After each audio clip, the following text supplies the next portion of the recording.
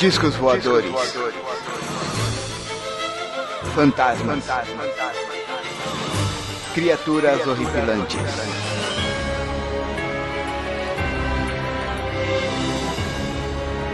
Este é Mundo Freak Confidencial.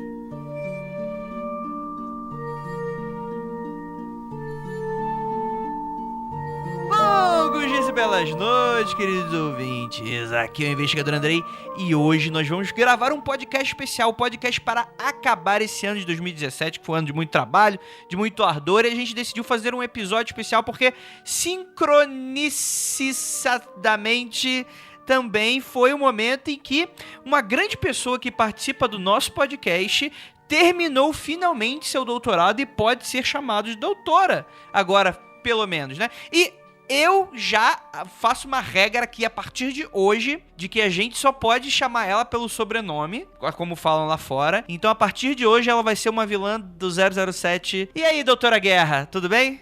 Olá, tudo bom? Já que pra ser vilã tem que fazer voz especial, né? Quem disse que é vilã? Eu tô dizendo. Não. Doutora Guerra é total nome de vilão, fala sério. Do Austin Powers ainda. Pois é. Então, galera, a gente decidiu fazer um episódio falando sobre o doutorado da Tupac, que tem tudo a ver com o nosso assunto. A gente já tinha entrevistado ela, e aí ela, enfim, tirou a roupa e já se sentiu de casa, e a gente começou a chamar, né? Aí todo mundo já conhece e tal, mas ela foi uma entrevistada nossa, né, cara? É claro que a gente não é nenhum programa do Bial também, né? Mas a gente se sentiu especial na época, e hoje a gente vai fazer um podcast só sobre essa pessoa incrível e maravilhosa que está aqui hoje com a gente. Para me ajudar, temos aqui Marcos Keller. Olá, gente, tudo bem com vocês? Estamos aqui. Tupá, time to shine para a vida toda agora. Sempre, doutor. Yes! Obrigada. E temos aqui ela também, a nossa Frau Juponzi. Oi, ouvintes. Você que sempre teve vergonha ou se sentia tímido de saber mais sobre demonologia, vem cá que hoje é o dia. Senta aqui, gato, senta aqui, gata. Vamos saber mais sobre esse tema com a doutora Guerra. Olha aí. Então vamos saber mais sobre... Esse episódio... Vai, fala, tu Eu ia falar, esse episódio tá caprichado nas vozes, hein? É claro, porque hoje é um episódio especial, episódio de confraternização. Tá todo mundo com a nossa cidra cerezé na nossa taça de R$3 da 25 de março pra gente fazer essa comemoração maravilhosa. Então é isso. Tupá, você quer fazer a última frase antes da gente abrir os trabalhos e ir pros recadinhos? Ouçam os recadinhos, eles vão ser bem legais. Boa frase. Tá bom. Viu como eu sou uma pessoa legal? Pode me tirar da geladeira agora.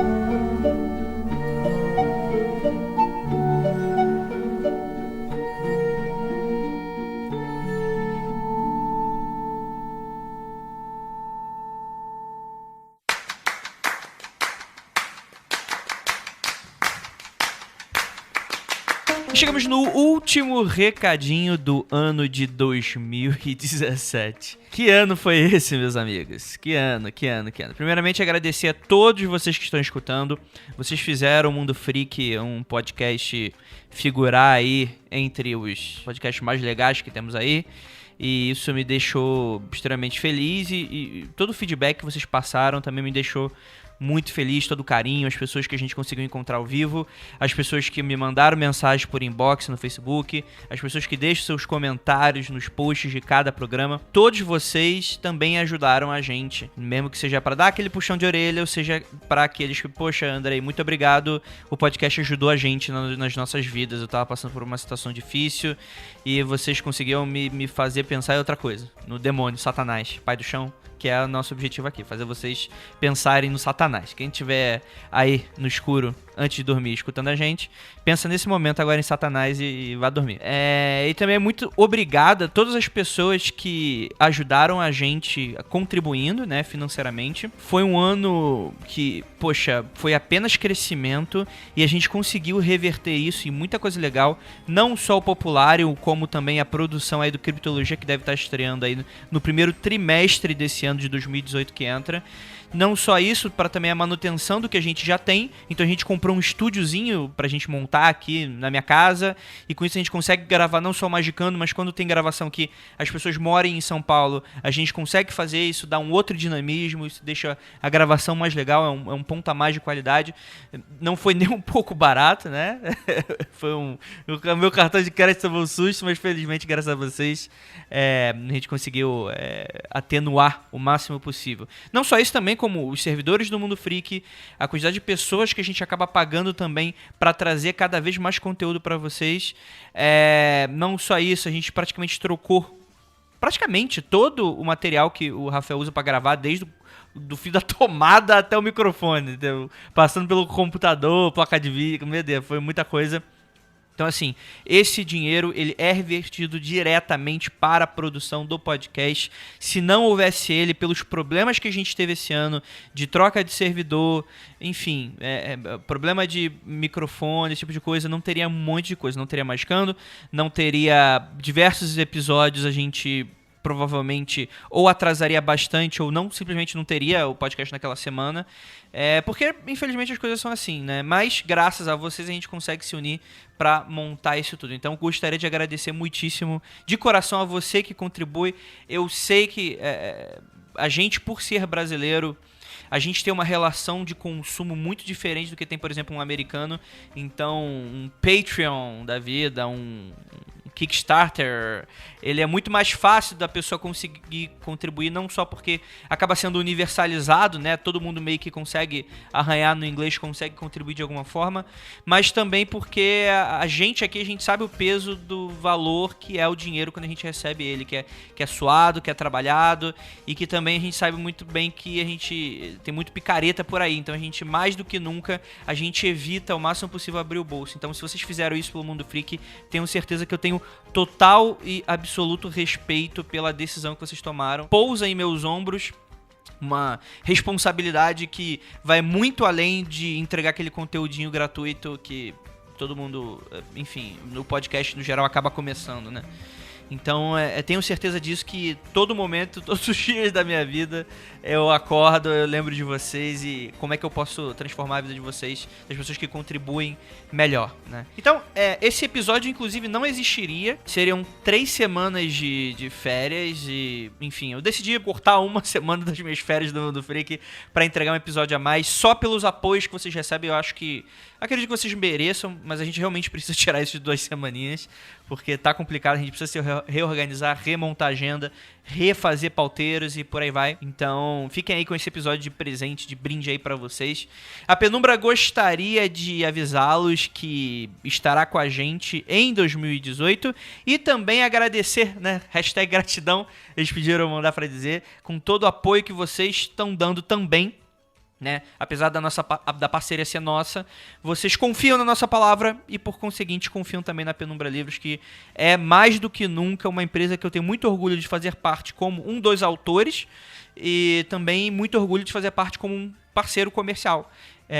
Fica aí também um grande abraço aí pro Vinícius e pra Lívia, que foram de total, enfim, influência pra gente aí. E não só isso, pra todos os pauteiros que ajudaram a gente a elaborar as pautas, foi realmente um ano extremamente produtivo, muita gente deu sangue, deu a coragem.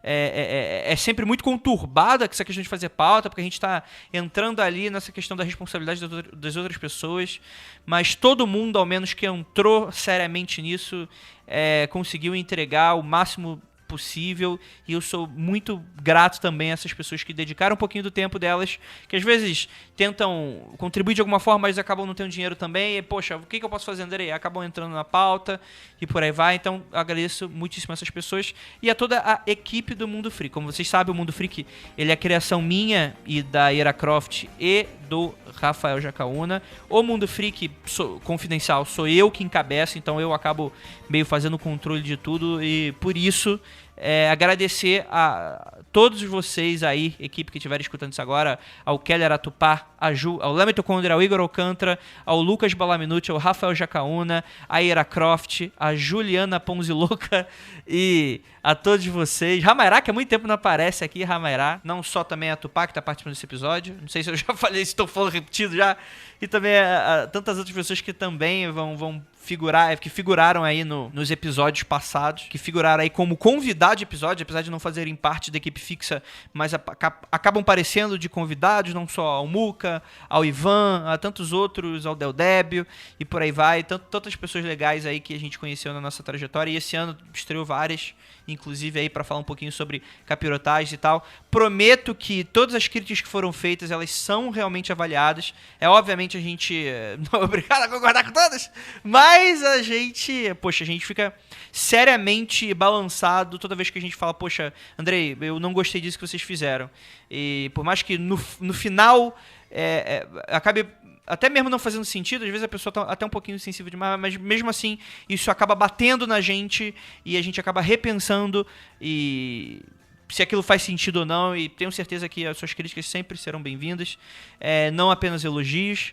Lembrando que críticas às vezes são... Então é isso, acho que eu gostaria de agradecer a todos vocês que estiveram até aqui com a gente.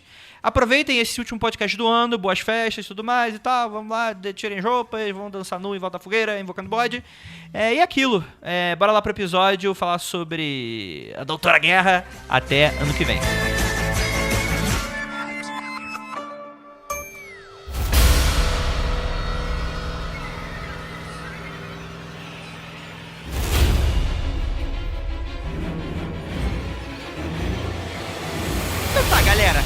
Temos aqui a participação especial da Doutora Guerra e é claro que houveram muitos momentos aqui dentro da nossa gravação, das pautas e tal, que a Tupá precisou se ausentar diversas vezes. Então o pessoal brinca e tal que ela entrou na geladeira, mas na verdade ela estava preocupada com a questão do doutorado, que realmente consome tempo, e as nossas gravações, pelo fato dela morar na Inglaterra, acabava sendo gravações tardes, então...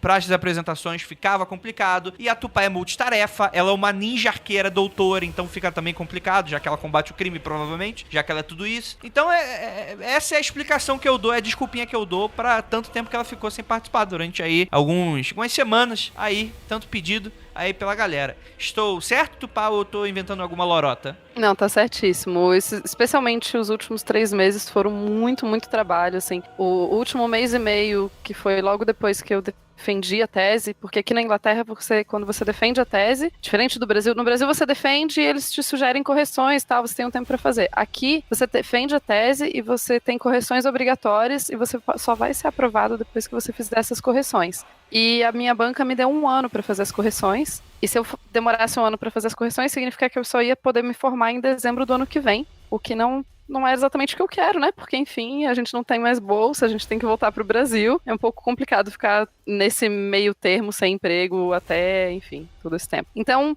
eu e minha orientadora, a gente resolveu dar uma trabalhadinha e tentar dar uma corrida no final. E eu fiz as correções de 1 ano em 1 mês e meio. Eita ferro! E daí isso significa que eu, trabalhei muito nesse tempo. E assim, eu, realmente esse mês e meio, mais ou menos, um pouquinho mais, eu tirei, eu acho que nem 2 dias inteiros nesse mês, assim, que eu parei um pouco. Então foi muita correria e ficava meio difícil gravar. O final do doutorado todo ficava meio difícil de gravar. E tem o que o Andrei falou, que eu tava, boa parte do ano eu ficava 4 horas longe, né? 4 horas de diferença no fuso horário. Boa parte do ano só 2 horas. Agora são só 2 horas, isso significa que são meia-noite e tanto aqui. E acabava ficando um pouco complicado pra gravar. Mas saibam que eu estou voltando ao Brasil em menos de 1 mês e esse problema será eliminado da nossa vida. Que boas notícias. Vai voltar pra ficar, então? Eu volto pra ficar. Ah, que delícia. Podemos marcar aqueles rituais já. Eu tenho uma fala pra fazer antes, Andrei, posso? Pode, por favor. E é uma pergunta também. Como foi que a Doutora Guerra, ainda antes de ser doutora, chegou ao mundo freak e ao mundo podcastal? Porque não fomos nós que abrimos, né, o mundo podcastal. Claro. Apesar de alguns podcasts tentarem roubar ela da gente, já fica aqui a intervenção aqui que eu tô fazendo no meio podcast, a gente que descobriu, rapaz, isso aí. Só porque ela tem dupla cidadania, né? Exato. Eu queria só dizer que ninguém pode me roubar porque eu não pertenço a ninguém, mas fora isso... Chupa!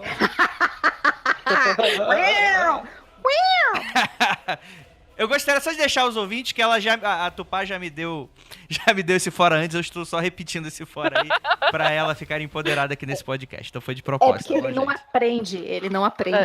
Esse fora não é novo. Não. Mas... Deixa eu lembrar do Alexandre Gela, né? Foi ele que era ouvinte nosso, é ouvinte ainda, né? Ele é um apoiador, tal, sempre foi. O Alexandre, o feliz proprietário da Freakbox, se eu não me engano. E o Alexandre foi ele que um dia mandou uma mensagem pro Andrei, ele chegou a conversar comigo também, né? E ele falou assim, não, olha, tem uma amiga minha que ela tá estudando demonologia lá na Inglaterra. Acho que nem sabia que era Birmingham, ele chegou a falar, não lembro. E o Andrei, na época, ele estava expandindo as participações do Mundo Freak, né? A Ju já tava com a gente ou ainda não, Andrei? A Ju não. A Ju foi a última integrante. Você lembra, Não, cheguei depois.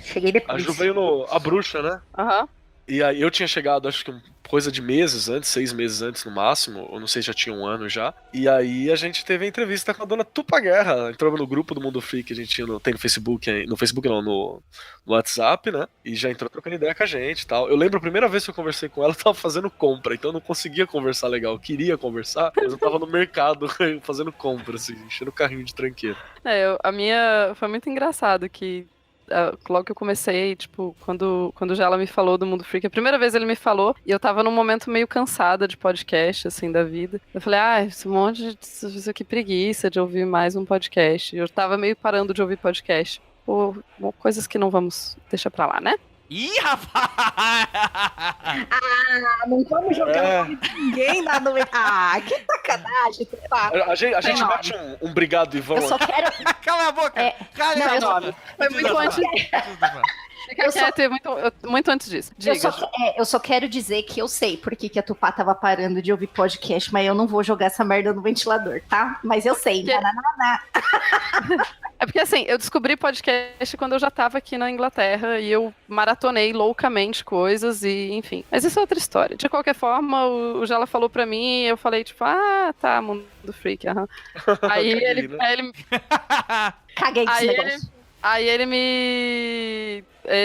me, tipo, falou de novo, tal, aquele podcast, tal, que eu te falei, o pessoal é mó legal, ouve lá, tal. Eles fizeram um episódio sobre pactos com o diabo, e daí eu já fui assim, né, tipo, eu ouvi esse episódio, tipo, caderninho do lado, assim, né, tipo, vamos ouvir o que eles estão falando. Aí eu anotei um monte de coisa, mas eu curti o podcast, eu achei massa, e daí ele me perguntou se ele podia passar meu contato pro Andrei. Pode, tranquilo. E nem sei se eu conto a história toda. Pode contar. Mas enfim.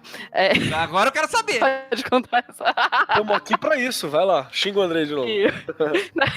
Não vou xingar o Andrei, não. É que daí ele virou pra mim e falou, não, tal, ele é legal, tal. Olha, ele é comprometido. E eu fiquei pensando, por que será que ele me contou essa informação, né? Ai, meu Deus. Eu falei, tipo, ele acha que eu vou atacar o menino porque o Andrei é uma máquina sexy. Cara, imagina a fama da Tupá como é que deve estar, né? De atacar as pessoas, né? Você vê, que terrível. Mas enfim. Não sei por que ele falou. Enfim, mas aí o Andrei veio falar comigo da forma mais misteriosa possível, porque foi muito engraçado também. Sim, eu vou contar minha parte depois. Conta aí, Andrei. Não, o que acontece? Eu sou acostumado com as pessoas indicando nomes pra gravar junto com a gente. Isso é relativamente comum. Só que no Mundo Freak a gente toma muito cuidado quando a gente vai chamar as pessoas. Primeiro porque é um programa de entretenimento, então tem que ser uma pessoa que tem que ser divertida de ouvir. Não quer dizer que precisa fazer stand-up, mas a pessoa precisa estar com uma internet boa, com um microfone bom. Ela precisa estar com essa pegada jovem, né? Não pode ser aquela pessoa muito chata, monótona. E também não pode ser nenhum maluco conspiracionista doido, né? Nenhum desses caras meio reaça louco ou Astacheran e tal. Então, quando a pessoa indica, eu já fico meio assim. Eu procuro o trabalho da pessoa e tal. E a Tupá não tinha encontrado nada porque ela não é uma pessoa de muitas redes sociais, ela não tem videocast nem nada. Então, eu acabei não entrando em contato. Então, eu falei, Alexandre, você pode me passar o contato dela de e-mail? Eu queria por e-mail porque, sei lá, é mais bonitinho, né? Porque, passa o zip-zop do malandro pra... Não, mas aí acabou que ele acabou passando o número e tal, ele não se importou e acabou passando. E assim, quando ele falou, poxa, tem uma demonologista pra indicar pra vocês. Cara, eu já imaginei uma pessoa com 95 anos. Já começa por aqui. Aí eu falei, poxa, aí eu abri a foto do zip-zop e falei, porra, deixa show de bola, né? Dá pra gente manter uma conversa aí geracional aqui entre a gente, né? Sabe usar o computador, né? É, exato. Não vou ter que explicar como é que loga no Skype, porque isso também é comum. E aí foi onde tudo começou a se desenrolar e tal. Aí a gente teve a nossa primeira gravação e a Tupá Mega se empolgou e aí começou a entrar nos grupos, a gente gravou mais coisas e por aí vai. E o resto é história. Tô certo, Tupá? Tá certo, mas o jeito que o Andrei veio falar comigo no WhatsApp foi o mais engraçado também. Foi duas coisas muito engraçadas, porque o Andrei chegou pra mim, a Bia chegou pra mim e falou assim: então, tal, eu fiquei, tudo bem, eu fiquei sabendo que você trabalha com certos textos e com certos assuntos. Aí eu, se por certo texto, você tava querendo se referir, tipo, manuscritos do Mar Morto e certos assuntos de demonologia, sou eu mesma, mas enfim, né, tipo... Aqui eu não sabia como abordar, tipo... Porque que acontece? O problema do demonologista também é esse, que, tipo assim, a Tupá, ela é hoje doutora, né? Ela é uma acadêmica, ela estuda diretamente com os textos. Quando o Alexandre falou pra mim, demonologista, eu já pensei nesse demonologista que tem, tipo, Museu do Sobrenatural, o Padre Quevedo e tal. Então eu não sabia exatamente como fazer a abordagem realmente, né? Agora lembrando, assim, provavelmente eu sou esse tipo de pessoa que fala um bando de bobagem. Eu já fico com vergonha. Não, mas deu tudo certo, foi só engraçado, fica como anedota. E eu empolguei loucamente, podcast é uma parada que é muito... Como eu falei, eu ouvi muito por muito tempo e eu voltei a ouvir o Mundo Freak e daí, tipo, eu voltei a ouvir 50 milhões de podcasts e fazer podcast é muito bom, me faz muito bem. E descobrir o submundo do podcast é muito louco, né? Você pegar os podcasts de pouco menos de expressão, assim. Só os que não fazem sucesso, né? Porque tem os Mega Bastião, né? Nerdcast, Rapadura, que são Nove, que são, né, monstros aí do podcast, tem, respeitados pelo tamanho e tal. O Anticast é um desses monstros também. E são gigantes. Mas você descobre que tem uma galera que faz por amor mesmo, não tem essa visibilidade toda, né, ainda. Com certeza vão ter um dia, porque são uma galera de qualidade. Que é muito bacana, cara. Que é muito bacana. Hoje eu tenho 500 milhões de podcasts também, né? Eu também. Eu ia fazer propaganda do Chutando a Escada, Teologia de Boteco, Vira Casacas, Olhares, mas não vou fazer não, né? Vou deixar. Eu já descobri que eu posso, tipo, eu tenho podcasts bem específicos que eu ouço, assim, do tipo, um podcast de Star Trek, podcast... Eu tenho mais de um podcast de Star Trek que eu ouço. Enfim, tem muitos podcasts muito legais pra você ouvir por aí, é muito genial. Mas o meu doutorado, né? Então. Vamos voltar. Vamos voltar. Então tá bom, Tupá. Tupá, vamos lá. Você era uma pequena adolescente morando provavelmente em Brasília, estou certo? No final... Final da adolescência, sim. Sim. E aí você decidiu fazer alguma coisa da sua vida. Como é que você acabou ingressando? Primeiro, como é que você acabou indo pra esse lado da teologia? E segundo, como é que você acabou indo parar na terra do chá às 6 da tarde? Então, existe uma coisa na minha vida muito forte que eu pago a minha língua. Não sei se acontece com vocês, assim, mas comigo eu pago a minha língua, mas é de um tanto que eu não sei nem explicar. Então... Aí, quando era adolescente, eu não fazia ideia do que eu queria fazer de universidade. Na verdade, o que eu queria fazer desde criança, a coisa que eu mais quis fazer era artes cênicas. Eu mudei de ideia no 3º ano do ensino médio e fiz história, bem longe da teologia, por sinal. E entrei pra história e tal. Entrei pra história, né? Tandam. E daí entrei pra um grupo de pesquisa muito legal que existia na época, que infelizmente não existe mais, que era um grupo de estudo, projeto de estudos judaico-helenísticos. Eles trabalhavam com, vou colocar da perspectiva de quando eu cheguei lá, porque vocês vão entender um pouco melhor. Eu tava no meu primeiro semestre de faculdade, eu não entendia bulhufas de quase nada, assim, mas empolgadaça, né? Vamos lá. E daí me falaram, tem esse grupo de pesquisa, era meio que um grupo de pesquisa bem organizado que tinha. Eu falei, quero. Eles trabalham com antiguidade. Eu falei, quero. Aí fui conversar com o orientador, né, o professor que cuidava do grupo de pesquisa. Ele falou, então, mas sabe que a gente trabalha com antiguidade tardia e Antigo Oriente Próximo, tal. Você tá interessada nesses assuntos? Eu não fazia a menor ideia do que ele tava falando. Eu só sorria, acenei e falei, nossa, claro. Antiguidade tardia, nossa, adoro. Desde criança, eu sonhava com isso. Adoro. Eu lia livros sobre antiguidade tardia quando eu tinha 3 anos de idade. Os termos são muito ruins, né? Antiguidade tardia. Tipo, é antigo, mas é um antigo não tão antigo assim, já tá chegando, mas tá perto, mas não é. Judaico-helenístico, aí tem a junção ali dos judeus, né? Mas tem um pouco de grego. Tipo, o que é isso, né, cara? O que é? Então, dando um pouquinho mais, então, já que eu falei que eu não entendia nada, pra vocês poderem entender um pouco melhor, né? A tal da antiguidade tardia é um pouco isso que o Keller falou. É antigo, mas não é tanto. Então, em geral, quando a gente fala de antiguidade tardia, varia de autor para autor, mas a grande maioria das pessoas fala mais ou menos ali de século 1 antes de Cristo até mais ou menos 400 depois de Cristo, assim. É meio que isso, tem gente que vai colocar mais lá pra frente, lá pro meio, lá pra Idade Média, até uns 600, tem gente que vai colocar um pouco menos, varia. Mas é por aí que se fala de antiguidade tardia. Então, quando ele quis falar, o antigo orientador falou isso, ele estava falando basicamente que não, olha, o que a gente está trabalhando, a gente não está trabalhando, sei lá, com o que, por exemplo, o João Carvalho lá do Anticast trabalha, que é a Mesopotâmia, que é tipo muito mais antigo, 6.000 anos antes de Cristo. Não, a gente está trabalhando esse período mais próximo. E no caso, daí ele falou, Antigo Oriente Próximo. A gente tem um problema muito sério de terminologia, de como que a gente se refere à região que eu trabalho, basicamente. Tem muita gente que chama de fértil crescente, tem muita gente que chama de Oriente, mas aí o Oriente fica confuso, porque a gente podia estar se referindo também, sei lá, a China, a Índia, Japão, qualquer outro lugar. E daí por isso que se fala da ideia do Oriente Próximo, que é o Oriente que está mais pertinho da gente, né? E antigo, porque, enfim, na antiguidade. Mais ou menos por aí, espero que tenha ficado um pouco claro. Então eu cheguei nesse lugar com o pessoal que já manjava um monte de história antiga, eu não entendia quase nada, sincera. Antes de entrar na faculdade, eu tinha ganhado um livro. Sabe quando você fala, passei na faculdade de História e, tipo, as pessoas te dão livros aleatórios? Aí eu tinha ganhado... Te dão o Dan Brown, né?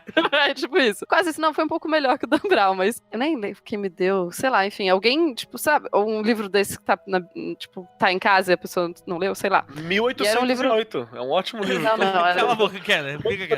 Keller. Era um livro sobre sexualidade na antiguidade. Nossa, que delícia. E eu achei muito legal o livro, na época, inclusive, eu pensava em trabalhar, talvez, com, a história da sexualidade é uma parada interessante, ou a história da prostituição e tal, são temas que eu acho particularmente interessante, ou então, antiguidade, em geral, eu acho massa. Mas eu entrei pra faculdade, comecei a trabalhei primeiro em PIBIC, nesse grupo de pesquisa, eu já virei tudo de antiguidade na minha vida. Aí, trabalhei no PIBIC, que é, tipo, chama Programa de Iniciação. Gente, eu me sinto, tipo, velha falando, porque esses nomes nem existem mais. Mas era um programa de iniciação científica que existia na universidade, acho que iniciação científica ainda existe. Que é, tipo, rola uma bolsa, pouca, assim, mas era uma bolsa mais ou menos na época, e você faz uma pesquisa de 1 ano, e a ideia é que ensine alunos da graduação a você ver um pouco mais o que é um projeto de pesquisa mesmo. É muito legal, eu recomendo para quem tá interessado em fazer PIBIC, já vi aqui no chat que tem gente, o Júlio Santos faz PIBIC. Foi maravilhoso, eu fiz, mudou minha vida. Fez também? Científica, mudou minha vida, sério. Muito legal.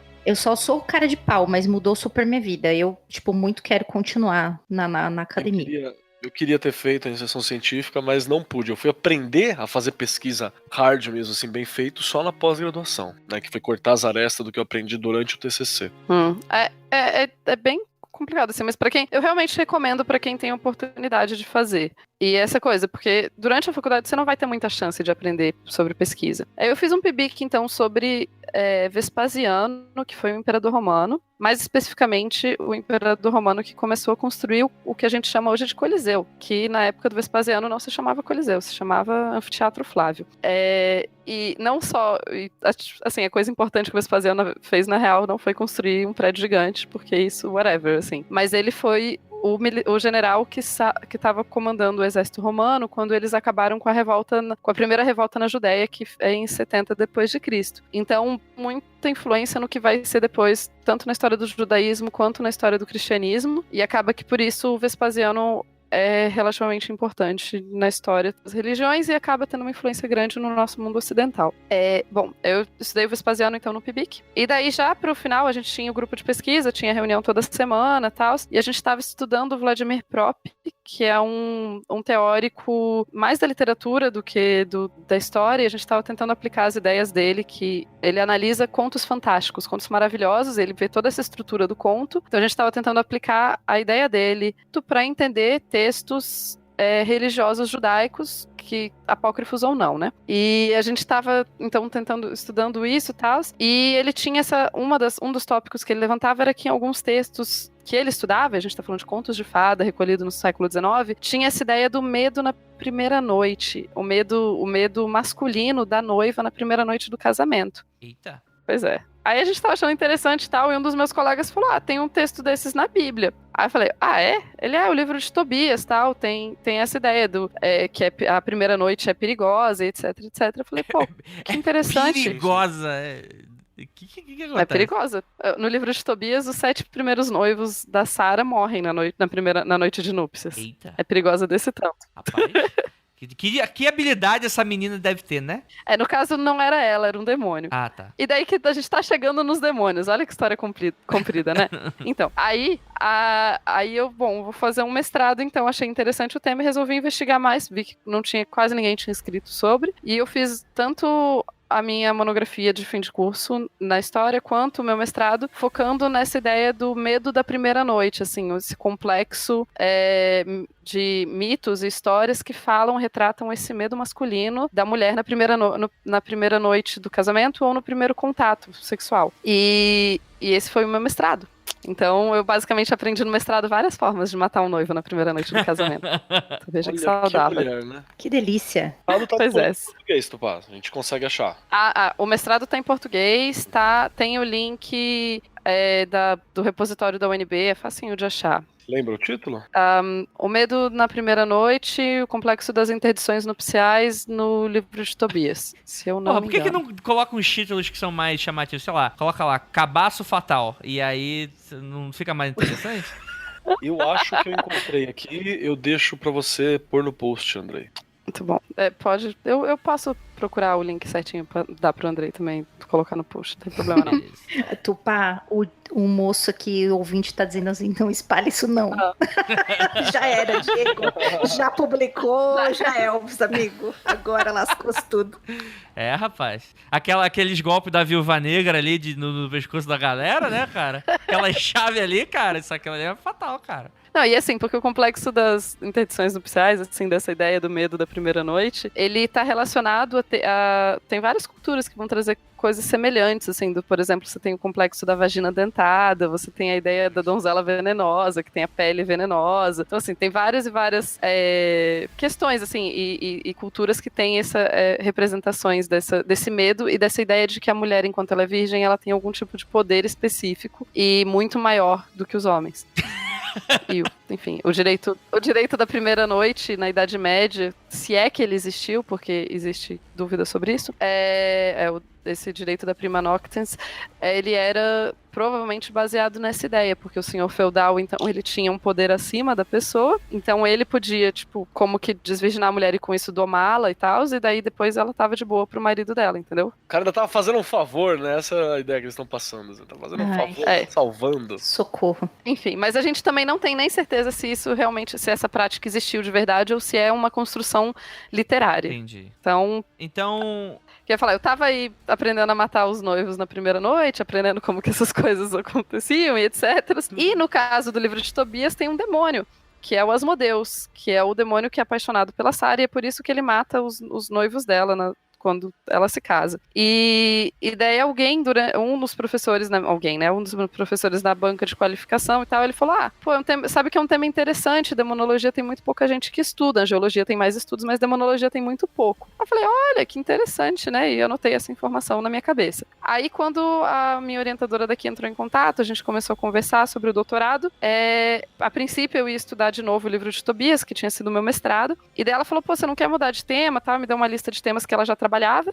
Nenhum deles era demonologia especificamente, mas eu resolvi tentar a sorte e perguntar. Eu falei, e aí, você toparia me orientar para falar sobre estudar demônios nos manuscritos do Mar Morto? E ela falou, não, topo sim. E foi aí que eu cheguei. Olha, então eu pensei que fosse algo tipo assim, alguém chegou e perguntou pra você, Tupá, o que é o mal? E você fez um doutorado pra responder, ou não foi isso, então? Eu não tenho tanto recalque, assim, que eu faria um doutorado só pra responder pra alguém que perguntou uma coisa dessa. Calma aí. Deixa eu puxar aqui. Eu tenho uma pasta vou revelar aqui logo pro ouvinte, que eu tô guardando essa informação pro episódio 200. Mas eu tenho aqui uma pasta de prints. Medo. Deixa eu só... aqui. Tá aqui.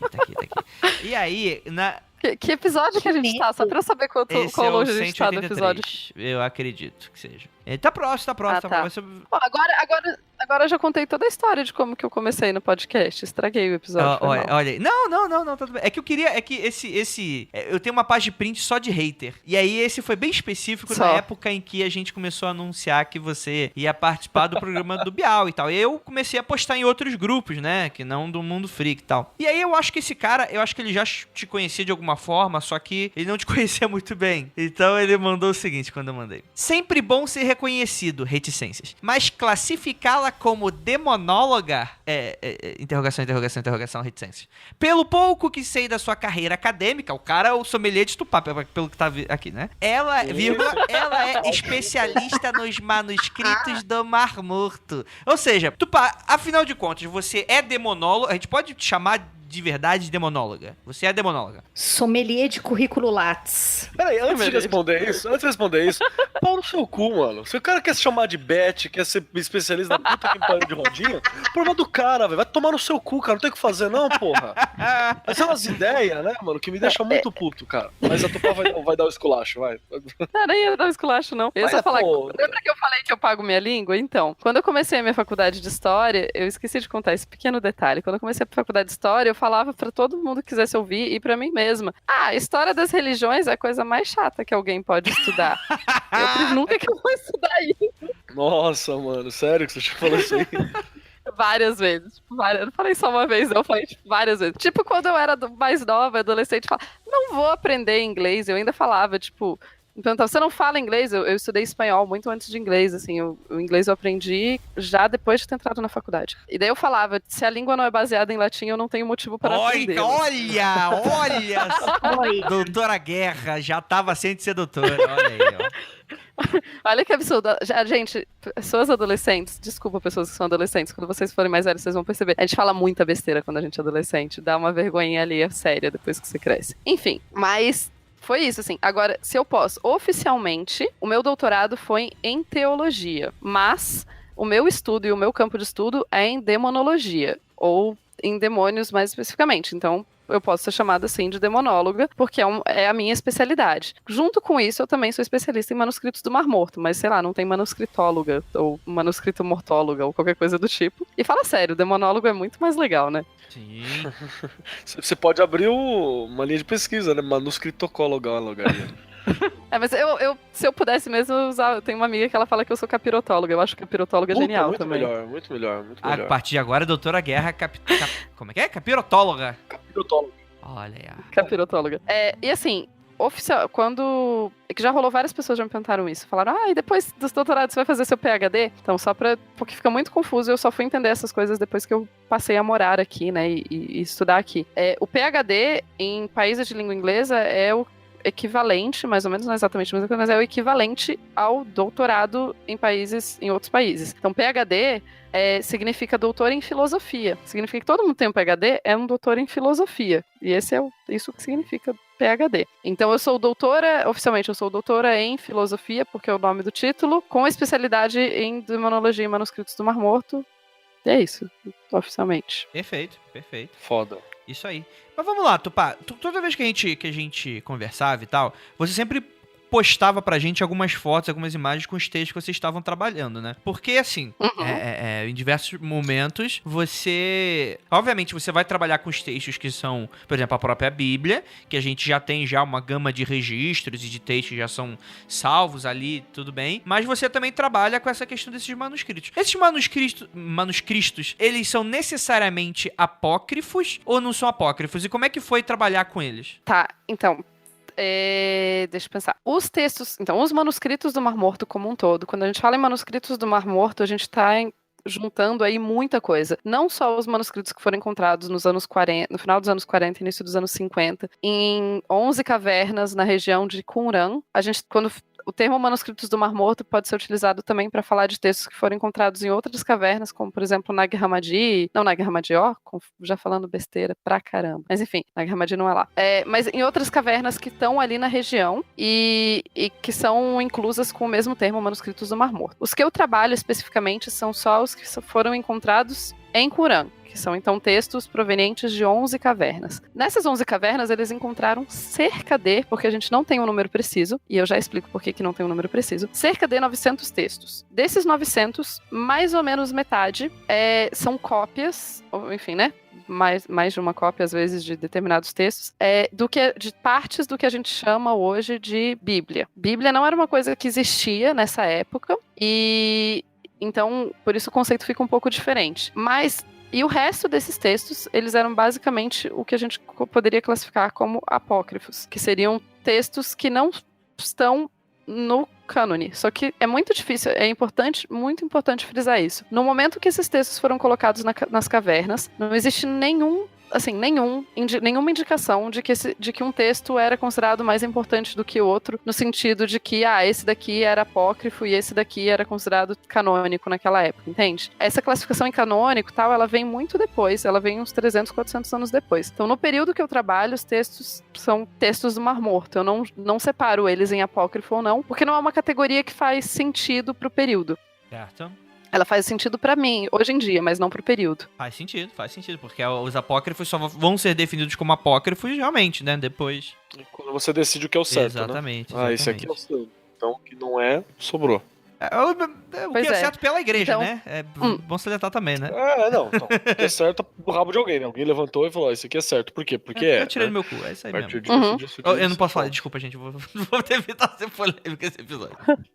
E assim, é bem importante a gente também ver que, quando eu digo que a gente não tem evidências claras e firmes de que esses textos eram considerados sagrados, a gente também não tem evidências claras e firmes que esses textos, quer dizer, que alguns dos textos eram considerados mais importantes que outros, a gente também não tem evidências claras e firmes que outros textos que não eram. O que eu tô tentando dizer é que o argumento pode ir pros dois lados, assim como eu tô dizendo que, é muito provável que nenhum desses textos fosse necessariamente visto como mais importante. Exemplo mais claro, eu trabalho, entre os textos que eu trabalho, tem um deles chama 11, que é 11, e é um conjunto de salmos. E nesse conjunto de salmos tem provavelmente 5 salmos e entre eles uma cópia do Salmo 91. E hoje em dia o Salmo 91 é considerado canônico, né? Ele faz parte dos salmos oficiais. E os outros não, essa é a única cópia que a gente tem deles. Mas não tem, então, nada no texto ou nos outros textos, ou enfim, não tem nenhuma evidência que me mostre que o Salmo 91 era o mais importante dessa cópia de textos, por exemplo. Ou que ele fosse muito mais, que ele já fosse considerado mais especial que os outros. E por isso que essa divisão de apócrifo ou não faz sentido pro período que eu trabalho. Fez algum sentido? Claro. Só uma pergunta, assim. Peraí, eu sei que você já tenha ido, mas eu sou que nem o filho do Juninho, sou um pouco lentinho às vezes, então... Por favor. Só o André entendeu a piada, né? Então vamos lá. Eu também, mas eu tô mutada. Tá. Peraí que o filho do Juninho tá perdendo a pergunta. Calma, tá, entendi. Então você tem também algum vestígio, alguma coisa de que todos esses textos eram utilizados de maneira sacra, e principalmente aqueles que estão com a citação aos demônios e tal, porque hoje em dia o nosso recorte de apócrifo ou não é justamente isso, tal coisa não é inspirada, teologicamente falando, né? Historicamente pode ser outra parada. Tal coisa não é inspirada por Deus ou não é colocado. Esse é o título que costuma ser usado, pelo menos na escola de teologia que eu tive contato antes de mudar para a história. Você tem algum indício de que esses livros, então, eles eram utilizados, eles tinham uso litúrgico, usos sacros, principalmente os de demônios, que é o que você trabalha, porque você diz que também tem coisas que não são religiosas, né? Tinha manuscritos que eles eram outro tipo de anotação, né? Você tem alguns manuscritos que são outro tipo de anotação. É bem curioso, na verdade, porque dentre os manuscritos que foram encontrados em Qurã, que são esses que eu falei que são cerca de 900 e tal, você tem muito pouco texto, e eu tenho uma lista, eu acho, de compras, tipo uma lista meio aleatória, que tá no verso de um outro texto, e tá em grego, então é muito provável que essa lista tenha sido escrita por soldados romanos num período posterior, assim, eles só acharam o papel e anotaram no papel que tinha sobrando, eles pegaram. E o fato de ter uma lista aleatória atrás de um texto religioso demonstra que essa lista foi escrita por alguém que não era daquela religião, porque, enfim, não ligou nem um pouco para o fato de ser um texto religioso e saiu anotando umas coisas aleatórias atrás. Mas em geral, né? Mas em geral a média dos textos é bem facilmente identificável como religioso, porque a gente tem outros textos religiosos para comparar. Então, tudo meio que funciona muito na base da comparação. Então, você vai procurar aqui vai ver o que tem de terminologia semelhante e vai comparando. No caso dos meus textos, como que a gente sabe que eles podiam provavelmente ser utilizados em liturgia. E vocês vão notar que eu falo muito provavelmente, talvez, possivelmente, provável, porque a gente não tem certeza. E o fato da gente ter 900 textos, a gente não faz a menor ideia, a mais remota ideia de quantos textos se perderam. Então a gente não pode dizer, por exemplo, tem tantas cópias do tal, logo ele é o mais importante. Vai que tinha, mais 50 cópias de um outro que a gente sabe. Sim, sim. Então tem sempre que tomar cuidado, porque a gente tem mais pedaços faltando do que pedaços coerentes, assim.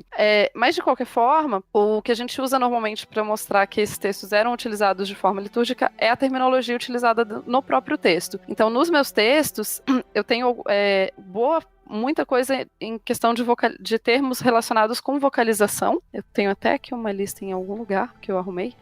Achei. Então você tem palavras que são palavras onomatopeicas, que giram de onomatopeias, e isso é uma marca muito forte da oralidade, porque quando você escreve uma palavra que originalmente era uma onomatopeia, você está normalmente falando de expressando uma ação que seria uma ação vocal. Por exemplo, quando a gente escreve... Assim, é isso? Isso.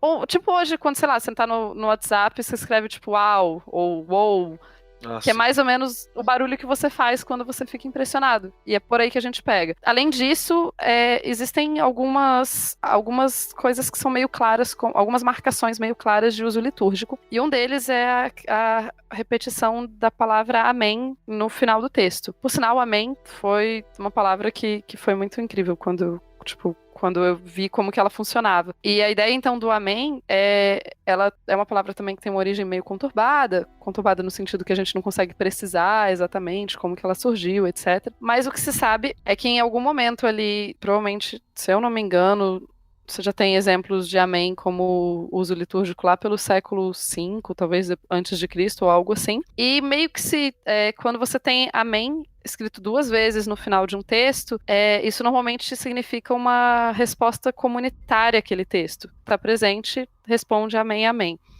Você falou amém e a galera, toda a galera amém junto, logo depois, assim. Ou talvez todo mundo fale amém 2 vezes. Não dá pra saber. Mas o que a gente sabe que é uma resposta...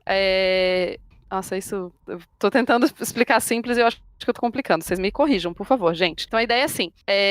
Em um texto tá lá, blá, blá, blá, blá, blá, amém, amém. Aí tem um outro texto, mais ou menos do mesmo período, que conta uma historinha, e daí fala, não sei o que, tal, e daí tal pessoa leu tal texto, e no final todos repetiram o que se deve repetir em conjunto, que é amém, amém. Então, comparando esses 2 textos, você vê, esse texto aqui diz que todo mundo tem que repetir amém, amém. Eu encontrei vários textos que no final tem amém, amém. Então, é provável que esses textos eram utilizados naquele contexto que o outro texto estava se referindo, de que todo mundo vai ler em voz alta e tal. E se fosse, na verdade, os textos fossem tipo um livreto do Monty Python da época? Ou, não. Tá, desculpa. O roteiro do Zorro. Pode ser. O roteiro do Zorro. Aí tem algumas questões. Por exemplo, a gente vive numa sociedade em que a gente pode escrever as coisas com muita facilidade. Na verdade, a escrita pra gente é uma coisa totalmente natural, né? Todo mundo aí escreve, ou quase todo mundo escreve, e todo mundo tá muito... A gente está acostumado a usar a palavra escrita como uma forma de comunicação. Quando a gente está falando do período que eu estou estudando, então, os meus textos especificamente, eles vão mais ou menos de 300 a.C., deixa eu ver aqui, bem certinho para vocês. Eu tô cheia de tabelas aqui, vocês não têm noção. Então, o mais antigo que eu tenho, na verdade, é de 75 a.C. e o mais novo é de 70 depois de Cristo. Eu tô usando depois de Cristo, mas você pode usar depois da Era Comum, que fica um pouquinho mais laico, é melhor. Eu usei depois de Cristo só por costume. Enfim, nessa época, saber ler e escrever era uma habilidade muito, muito específica. Não era todo mundo que sabia ler e escrever. Mais do que isso, comprar materiais para escrever era muito caro, porque você precisava comprar tinta, caneta e couro, né? O couro preparado, assim, de pergaminho mesmo. Ou então você ia comprar papiro. O papiro era mais caro ainda, porque a produção de papiro era controlada pelo governo egípcio. Então, só comprava papiro se o governo egípcio quisesse. Então, assim, era muito caro e muito difícil produzir material escrito. Se você produzisse material escrito, provavelmente a boa parte das pessoas não ia ler, pra dizer, sei lá, 90% das pessoas não ia poder ler. Então, é meio que a gente sabe que a maior parte do que é escrito era alguma coisa importante, ou pelo menos escrito nesse tipo de material. A gente compara a terminologia mesmo do texto, que ela é muito semelhante a outros textos, o lugar que foi encontrado, etc, etc, etc, e aí você consegue dizer que são textos, sim, religiosos. Mas nada é 100% de certeza, né? Mas você encontrou os indícios pra fazer essa afirmação, né? De toda forma. Isso. Não é aquela afirmação tirada do toba, né? Não. Por sinal, foi uma das críticas a princípio que eu recebi da minha banca, foi que eu tava sendo um pouco cautelosa demais. Mas, de qualquer forma, tem indícios sim para as principais conclusões que eu cheguei no meu doutorado, eu consegui indícios bem legais sobre eles. E vários deles que é até um pouco difícil de explicar só por áudio, mas que a gente vai tentando aí. Excelente. Não. Agora você resume. Quais são os indícios? O que é? Que Satanás nunca existiu e tudo é invenção dos Illuminati reptilianos. As conclusões, né? O que você descobriu, Tupá? Tá, primeiro eu descobri que algumas divisões que a gente usa já vou começar acabando com as coisas, né? Vocês sabem, vocês já estão acostumados, né, que eu destruo as coisas legais? Todo mundo já aprendeu isso? Sim. Bom, então a primeira coisa é que assim, eu não uso, embora eu diga que eu sou uma demonóloga e essa é a forma mais fácil de explicar, eu não uso o termo demônios no meu texto. E eu não uso no meu doutorado. Praticamente nenhuma vez, eu só uso para questionar ele, para dizer que o termo demônio, ele é um termo muito carregado de uma ideia grega de demônio. E especialmente depois dos gregos, que vai se desenvolver com o cristianismo e com a nossa visão de hoje em dia. Então, sei lá, eu falo, imagina um demônio, o que vocês imaginam? Rapaz, posso falar mesmo? Posso ser criativo, hein? O quê? Pode ser criativo? Mas digam aí alguma característica física, assim, específica que vem na mente. Chifre clássico, né? Clássico. O pan clássico. Pele vermelha, talvez, ou mais avermelhada, né? Chifre, barbinhas. Né? Barbinhas, então. E era bem isso que eu não queria trazer na minha tese. Eu não queria ter essa ideia de demônio tão próxima. Por quê? Porque nos meus textos, você não tem a descrição de um demônio. Na verdade, isso é meio frustrante, assim, porque se tem uma coisa que nos meus textos não é claro, é descrição de demônio. Descrição física de demônio, nenhuma. Descrição de hierarquia de demônio, nenhuma. Quer dizer, descrição física tem mais ou menos uma, mas enfim. Deixa eu só aproveitar rapidinho, que o nosso querido Lucas Pessota, ele chegou a fazer uma pergunta lá no post de perguntas. Se você for apoiador, você teve a chance de fazer perguntas aqui para Tupá. O Lucas Pessota, ele fez uma pergunta sobre essa questão da hierarquia, né? Como que os demônios se organizam e tal. Então, no teu livro, na tua pesquisa, né, no teu trabalho, você não encontrou nada específico sobre essa sistematização de casta, hierarquia. Não, eu diria que... Eu me lembro que a galera tava abaixo do mastema, né? Isso era a grande... Mais ou menos. Então, já falo do mastema. Então, essa questão de hierarquia e tal, isso é uma preocupação bem posterior. Isso não é uma preocupação da antiguidade. Então, na antiguidade, era organizado, talvez. Ou ninguém se preocupava em contar sobre essa organização. Tem essas duas possibilidades, ou o inferno não existia. Tem essa possibilidade também.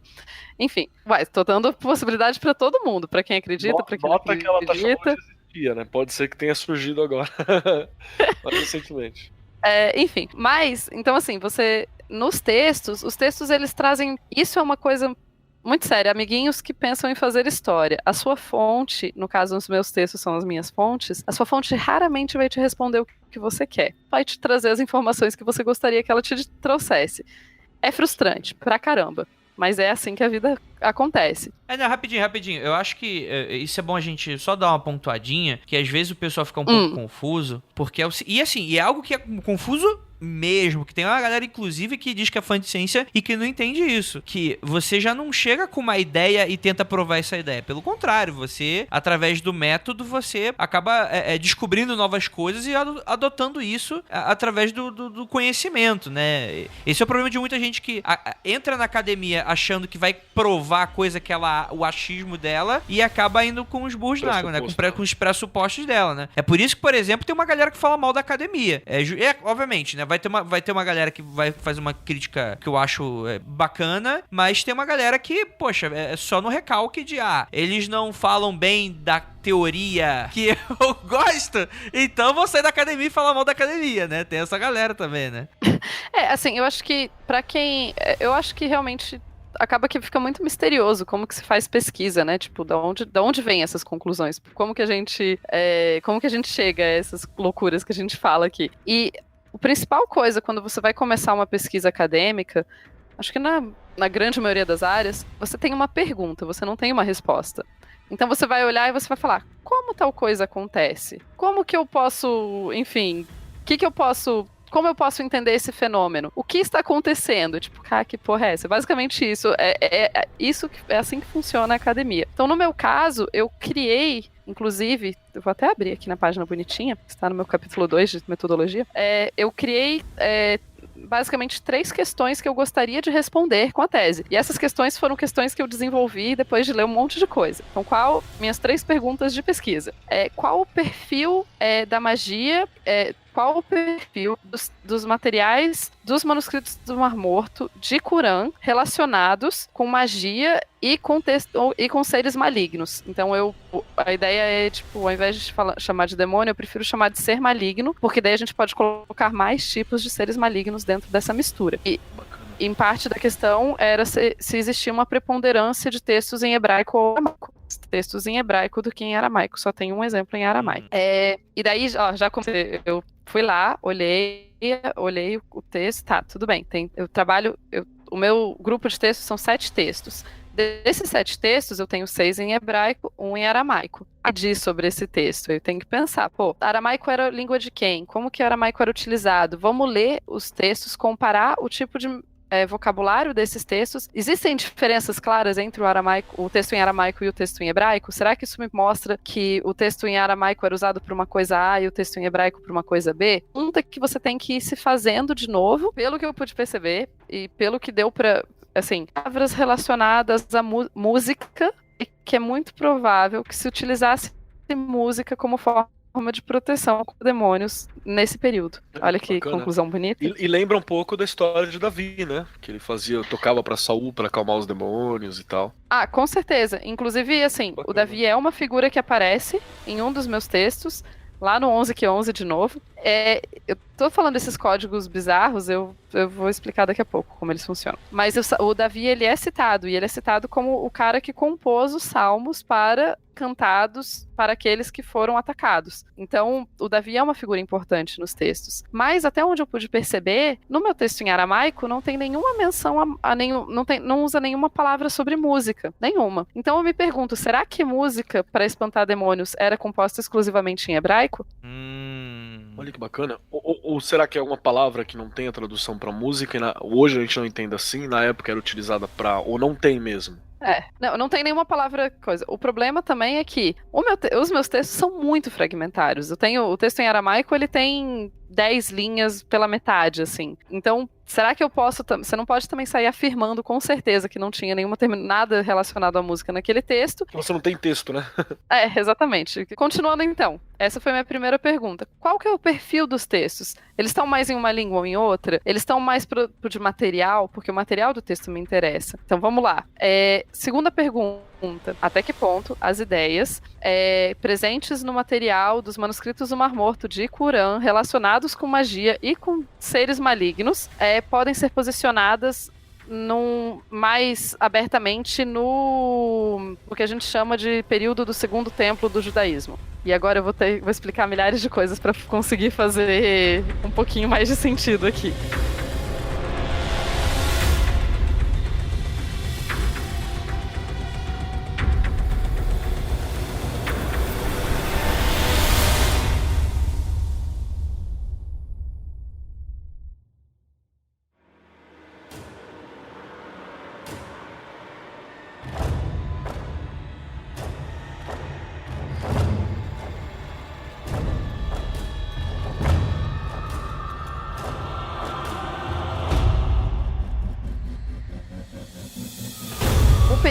Os judeus, eles tinham um templo que eles construíram.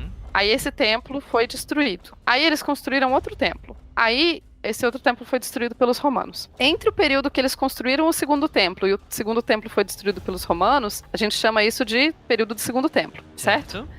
Então, é esse período que eu estudo. Então, o que eu queria entender é se a sociedade judaica desse período, se o que eu achava nos manuscritos do Mar Morto, se isso pode ser aplicado só tipo uma comunidade pequena, talvez perdida no deserto, que é uma teoria que eu não concordo, inclusive, mas isso é outra questão, ou se isso podia ser aplicável a toda a sociedade, ou pelo menos a uma parcela enorme da sociedade judaica do período. Isso era outra questão que eu tinha curiosidade de responder, e essa não deu para responder muito bem, não. Mas, como eu falei, é assim que funciona a pesquisa. Você tem que formular questões, meio que ter sempre elas no fundo da sua mente, fontes. Claro que isso é uma coisa muito importante, vai pesquisando, você vai às vezes descobrindo que as suas questões não fazem nenhum sentido, e daí você precisa fazer novas questões. As minhas questões iniciais não eram essas que eu tô falando aqui. Essas são as minhas questões, muita leitura, tal, cheguei à conclusão que eram as que faziam mais sentido. E a última questão que eu fiz mais, que era, será que a gente encontra referências mais implícitas a seres malignos nos outros textos do que os estudos anteriores mostraram? E por que eu falei isso? Porque eu percebi, a partir da terminologia que é utilizada para falar de seres malignos, que é provável, por exemplo, que textos legais, textos de regras, etc., fossem utilizados também de alguma forma de proteção. Então, isso significa que a gente... Tipo o Vademecum, assim, o cara carregava aquilo pra expulsar o Vademecum, exatamente. Porra. E então, será que se isso era possível, se isso acontecia, então tem que olhar de novo para os textos que já foram analisados, que são... que trabalham com, sei lá, com questões legais, e repensar a partir dessa perspectiva. Talvez não se encontre nada, mas enfim, a grande coisa de pesquisa em história é que a gente abre questões novas, basicamente. Mais do que conclusões firmes, a gente abre questões novas. Então essas foram as minhas 3 principais perguntas de pesquisa, que foram o ponto de partida para minha tese mesmo. E daí eu escolhi 7 textos para falar sobre. Eu não escolhi totalmente aleatoriamente, eu me baseei em listas de pessoas que já falavam sobre esses textos mexem com magia, esses textos mexem com demônios. E daí eu decidi que eu queria textos que mexessem com as duas coisas, magias e seres malignos. Ju, fala. Não, é que eu acho que... eu não sei. É que talvez eu tenha que falar um pouquinho para fazer a minha pergunta. Minha curiosidade... Fale um monte. Tá, minha curiosidade é o seguinte, Tupá. Na realidade, são muitas perguntas dentro de uma. Já peço perdão pelo vacilo. Seguinte, desde que eu te conheci, sabia que você estudava demonologia, minha primeira reação falou, cara, que catso é isso? Eu quero saber direitinho o que estuda, de onde vem, né, quais são as fontes e tal. E aí eu fui ler. E aí eu me lembro que nas primeiras coisas que eu li sobre demonologia, eu achei um monte de informações, e junto à nomenclatura demonologia, eu achei a nomenclatura satanologia. Eita! Acho que é isso. Tá? Aí, eu tô contando essa história enorme para fazer umas perguntas para tu. Bom, satanologia, é isso mesmo. Número 1. Eu quero, se você tivesse informação, obviamente, a gente sabe que um dos nomes mais conhecidos e uma das figuras demoníacas mais conhecidas é Satanás, né? Todo mundo, a gente pensa no vermelhinho chifrudinho, a gente pensa no cachorrinho da Bruxa de 71, né? A gente Eu penso primeiro no cachorrinho. Toda vez que alguém fala Satanás, na minha mente, a pessoa automaticamente tá falando, Satanás, cadê você, Satanás? Tá falando exatamente, né? Então, eu acho que esse, se não for o mais, na cultura geral, o nome mais conhecido de uma figura demoníaca, tá? A gente sabe que Satanás, ele aparece nos 7 livros do Velho Testamento. Todo mundo reconhece que, existe o Satanás. Às vezes cita o nome dele, tipo, Lucas cita muito ele, né? Às vezes não. Tipo, lá para Mateus, ele usa mais a palavra diabo, mas, segundo os estudos, disse que estão todos se referindo a Satanás. Primeira pergunta, doutora Guerra. Satanologia pode ser considerada um braço da demonologia? Pergunta 2. A satanologia, ela é reconhecida pelos estudantes de história ou ela se... Porque quando eu li, eu fiquei meio confusa, porque eu não sabia se isso era só da parte da teologia, enfim. Essa é a minha outra dúvida. E eu quero a terceira coisa muito rápida. Você viu o nome nos seus manuscritos do Mar Morto? Algo sobre Satanás? Então, foi muito comprido? Eu consegui fazer a pergunta direito? Foi tranquilo pra mim. Beleza. Tá, primeira coisa, embora eu tenha feito um doutorado em teologia aqui, né, eu estava no departamento de teologia aqui, teologia e religião, eu não sou uma teóloga. Eu não posso jamais falar que eu sou. Jamais, não sei. Vai que um dia eu estudo o suficiente pra ser teóloga. Mas eu não sou. Então, eu posso falar muito pouco pelos teólogos. Tá. Mas assim, eu realmente nunca ouvi o termo satanologia, mas eu acho que faz todo sentido que seja meio que um ramo de demonologia, ou pelo menos considerado assim. Eu não vi ele, eu não conheci o termo, mas é muito provável pelo fato de que seres malignos em geral não são tão proeminentes no Antigo Testamento. Na verdade, você não tem quase nada no Antigo Testamento referente a seres malignos. Você tem ali em a história de Davi, né, e com o rei Saul e tal, mas fala um pouco, mas não explica muito bem. Fala que são espíritos malignos, talvez, mas não diz que tipo de espírito maligno, não desenvolve a questão. E isso é uma coisa meio frustrante também dos meus textos, porque eles não desenvolvem, embora eles citem muitos tipos diferentes, mas não desenvolve as coisas. A gente espera o livro dos monstros de D&D, né? Tudo categorizado. Não tem. Pontinhos de vida. Não me explica nada disso. E quanto ao Satanás... especificamente, é exatamente esse. Então, eu encontrei de novo no 11q11, parece que eu só estudei o 11q11, né, gente? Porque eu só tô falando dele. Não, mas o que me parece é que tem muita coisa a ser estudada nesse 11q11. Não, desculpa, pra mim não tá passando essa ideia, não. Tá passando que, caramba, que texto denso, né? Quanta informação precisa ser estudada daí, né?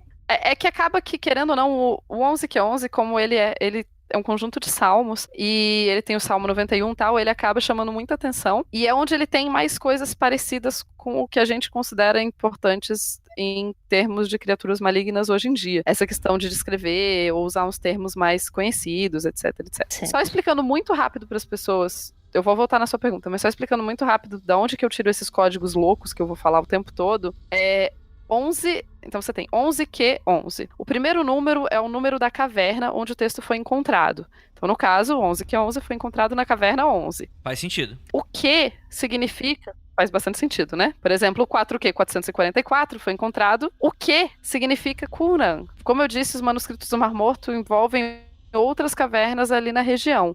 Qualquer caverna, por favor, abram o Google Maps. Vocês vão ver o tamanho do Mar Morto. Mar Morto, tem várias cavernas lá. Todas as cavernas que foram em volta do Mar Morto, você encontrou um manuscrito lá, ele pode ser chamado de manuscrito do Mar Morto.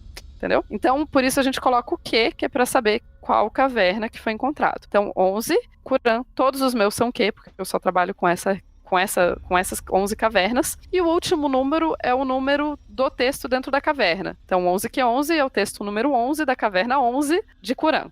Basicamente isso o código. Só para deixar um pouco mais claro, porque eu gosto mais de usar todos esses textos, eles têm nomezinhos, mas eu prefiro usar o código. No caso do 11q11, o nome dele é 11q Salmos Apócrifos. Aí entre 11q Salmos Apócrifos, eu prefiro 11q11. Enfim, no 11q11, a gente tem uma pequena menção que é reconstruída como Satanás por alguns estudiosos. E aqui que tá a parte...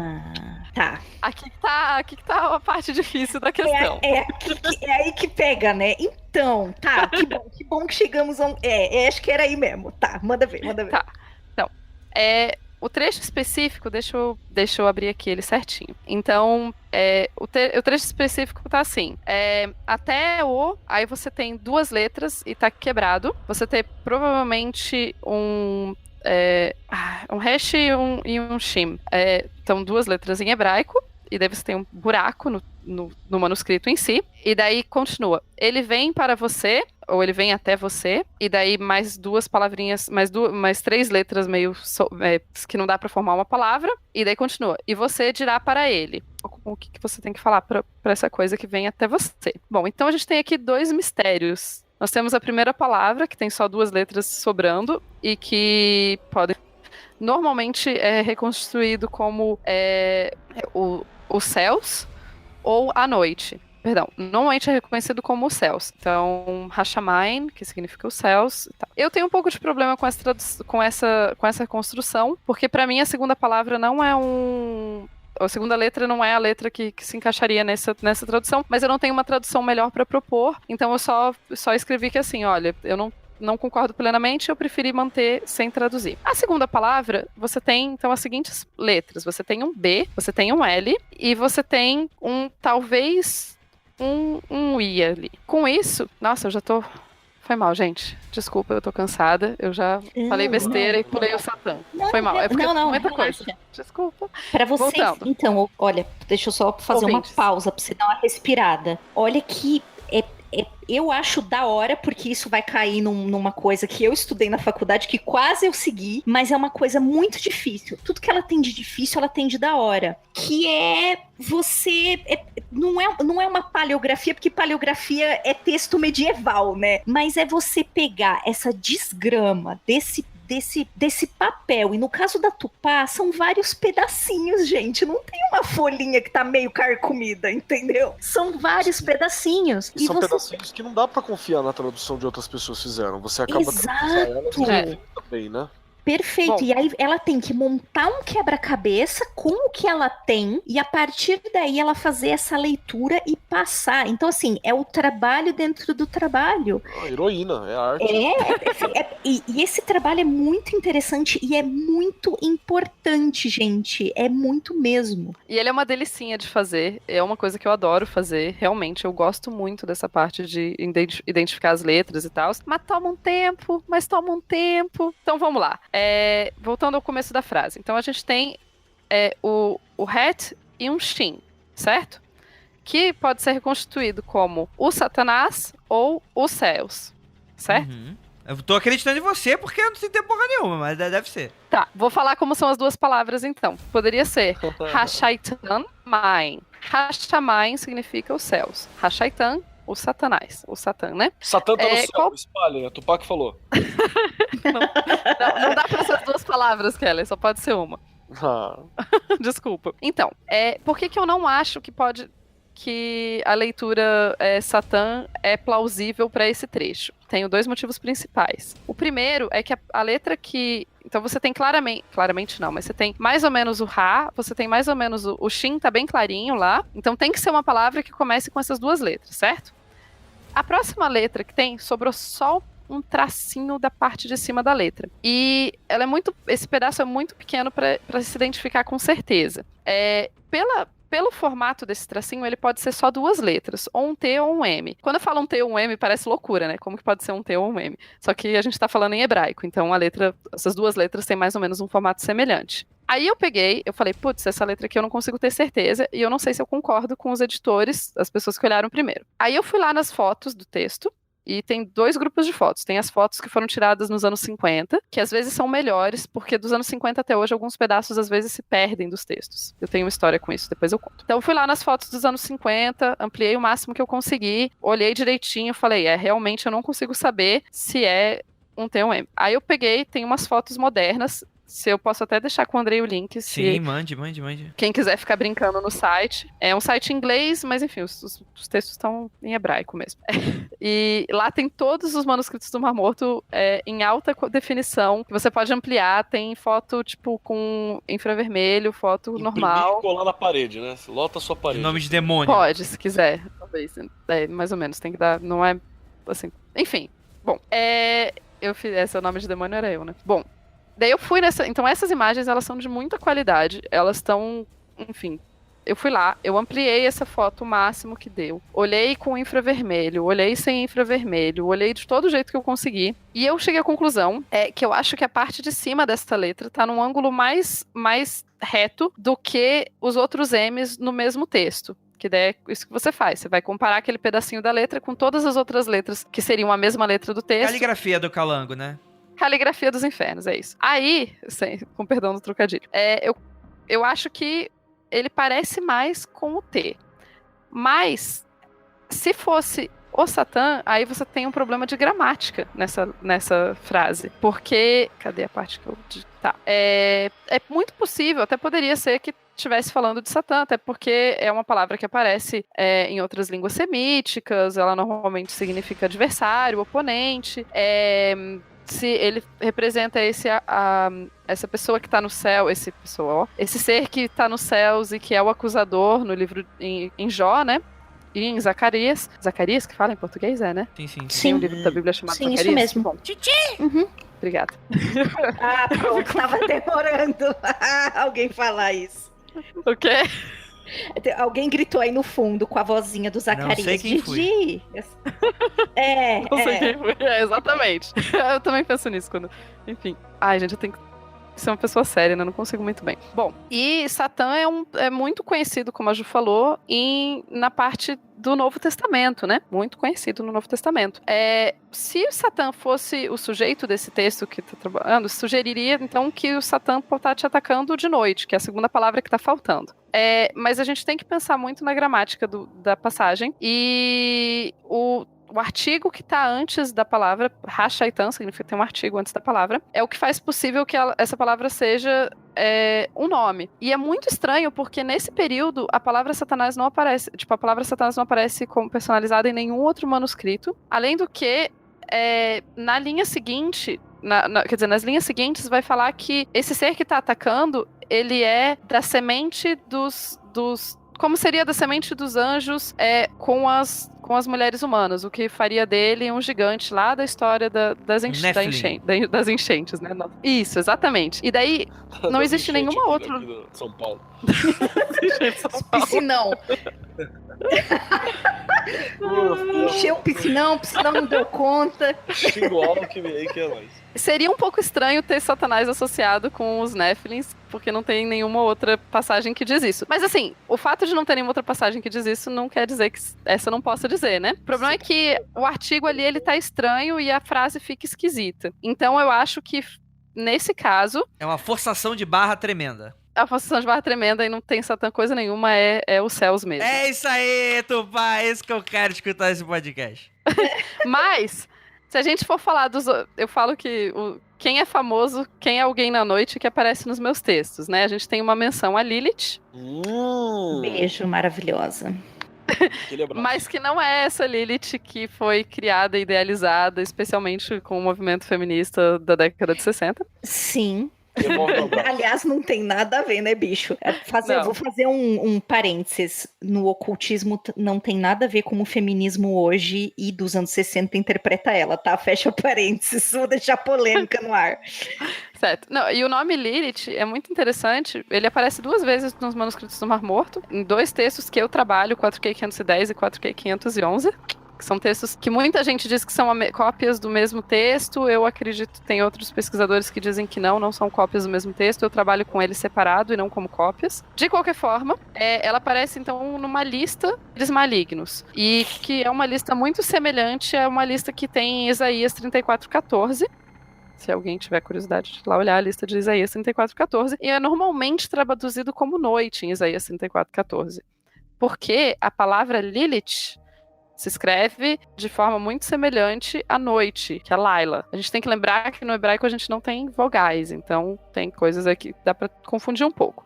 A questão é que a palavra Lilith, e considerando que não tem nenhuma indicação a mais, tal, é muito possível que ela tenha sido o que a gente chama de uma palavra emprestada, lá do Sumério, do Acádio, de uma figura conhecida como Lilitu. Lilitu é um tipo de demônio, então a Lilith não é um ser específico, ela é um tipo de demônio.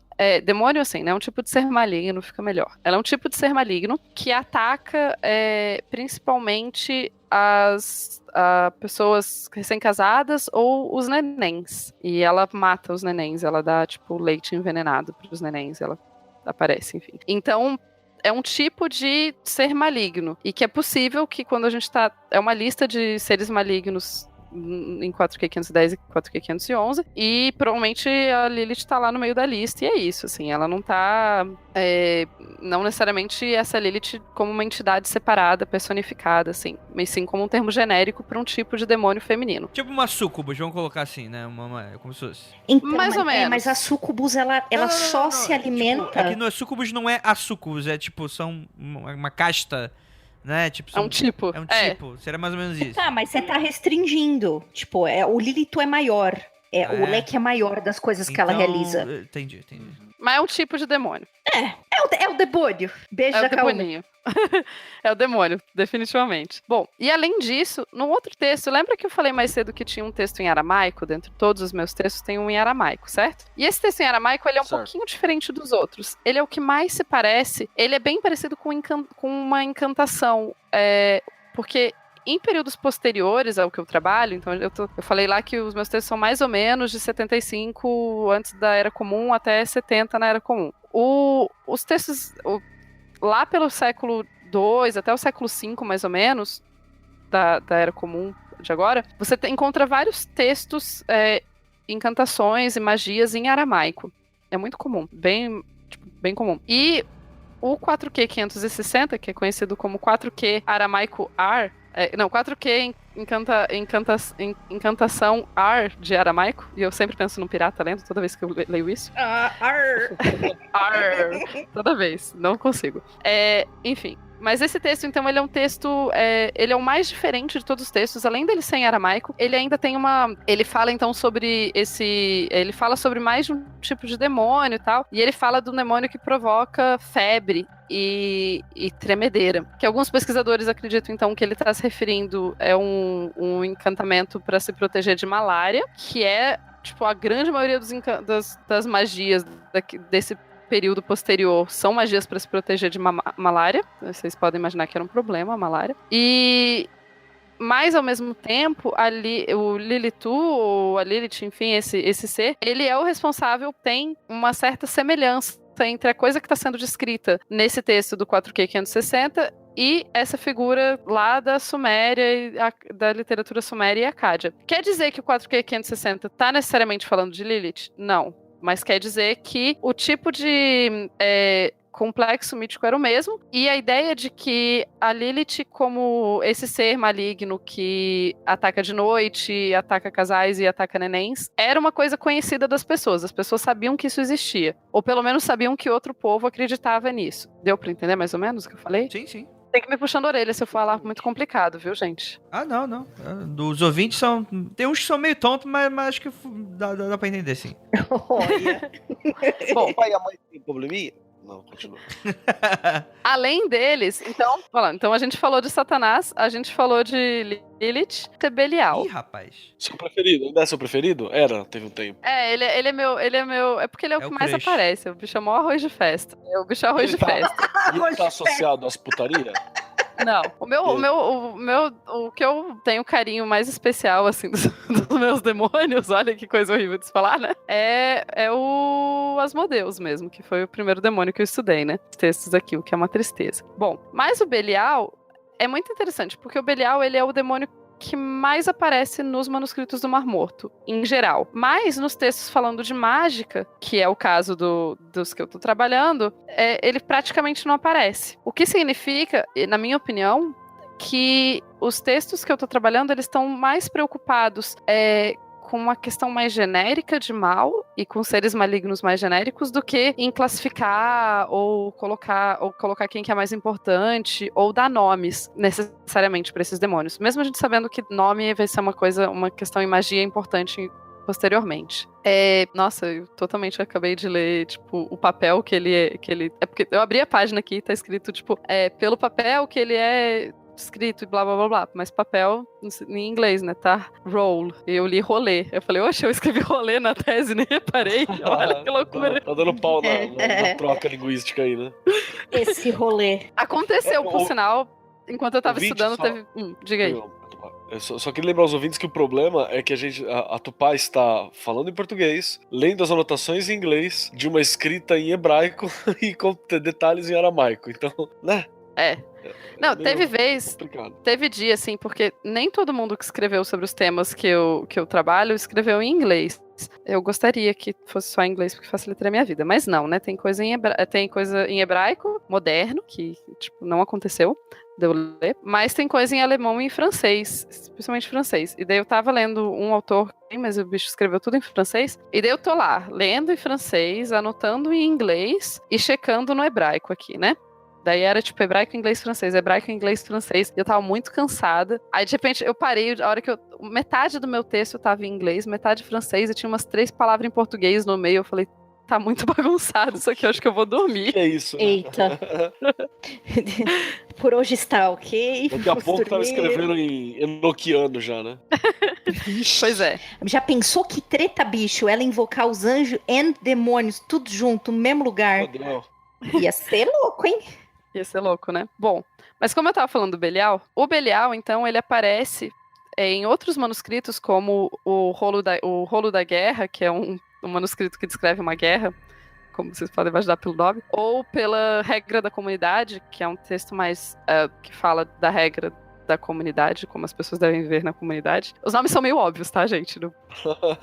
Nos manuscritos. Bom, ele aparece nesses textos e muitas vezes ele é chamado como... Ele é representado numa posição de poder como um comandante das forças malignas. E quando eu falo que não tem uma preocupação grande com ranking e como que esses demônios e essas forças malignas estão se organizando. Isso é verdade para os textos mágicos, que são os que eu trabalho. Nos textos Nos textos, por exemplo, do Rolo da Guerra, no Rolo da Guerra ele é descrito, tipo, o exército tal, daí usa arma tal. Ele é basicamente um tratado militar, assim, de estratégia militar. Divertido do que parece quando a gente fala o nome dele.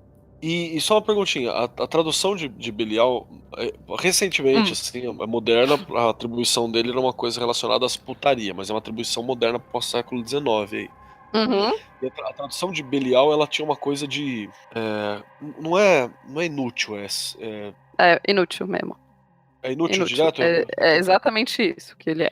Então, será que essa coisa da liderança não é porque os outros são, sei lá, são contrários, são ruins? Porque também era utilizado... Por exemplo, na Bíblia, quando utiliza filhos de Belial, ou tá falando que a galera é iníquo, né? É ruim, é perverso, é alguém que não tem utilidade para o grupo, né? Então, quando coloca ele como uma potestade, assim, será que é pra não falar que toda essa galera que tá com ele também não tem utilidade ou são ruins? Pode ser também, pode. Ou não, é chefia mesmo, tipo, é um grupo militar, entendem eles como um grupo militar, não é... Não, assim, eu não entendo muito do manuscrito da guerra, então não posso ficar falando besteira do manuscrito da guerra aqui. Sim, você é PhD. Não posso não, mas... Até onde eu sei, no manuscrito da guerra, o manuscrito da guerra, ele descreve mesmo, ele fala assim, aí tem o regimento tal...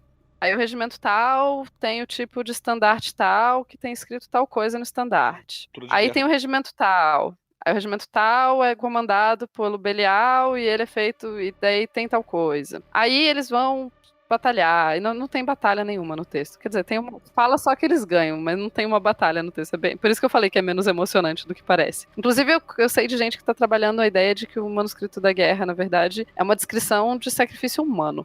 Nossa. Preta. Enfim, tem muitas possibilidades, mas Belial mesmo é difícil dar um resultado, assim, da onde vem a palavra Belial, mas o prefixo Beli pode ser tanto a ideia, tipo, Beli, que tem essa ideia de uma coisa inútil, uma coisa maligna, uma coisa sem valor, mas também pode ser que seja um termo mitológico que a gente só perdeu da onde vem.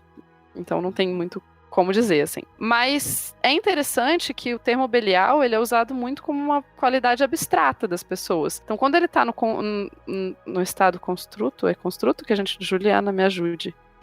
Isso mesmo. Construto. Tá. Construto. Quando ele tá num construto, assim, num par de construto, ele normalmente representa uma qualidade. Então é tipo só, aquela pessoa lá é meio inútil. Contraproducente. Então, isso, daí só usa o Belial. Mas ele pode aparecer como nome próprio. Infelizmente, nos meus textos, a única menção clara a Belial, tipo, a única vez que tá escrito com todas as letras Belial é em 6Q18, que é outro textinho meu. 6Q18, 33. 33 é o parágrafo, tá? Que aparece essa menção. E o problema é que nesse pedaço foi a única coisa que sobrou. Sobrou com Belial. É a única coisa que tá escrito nesse pedacinho.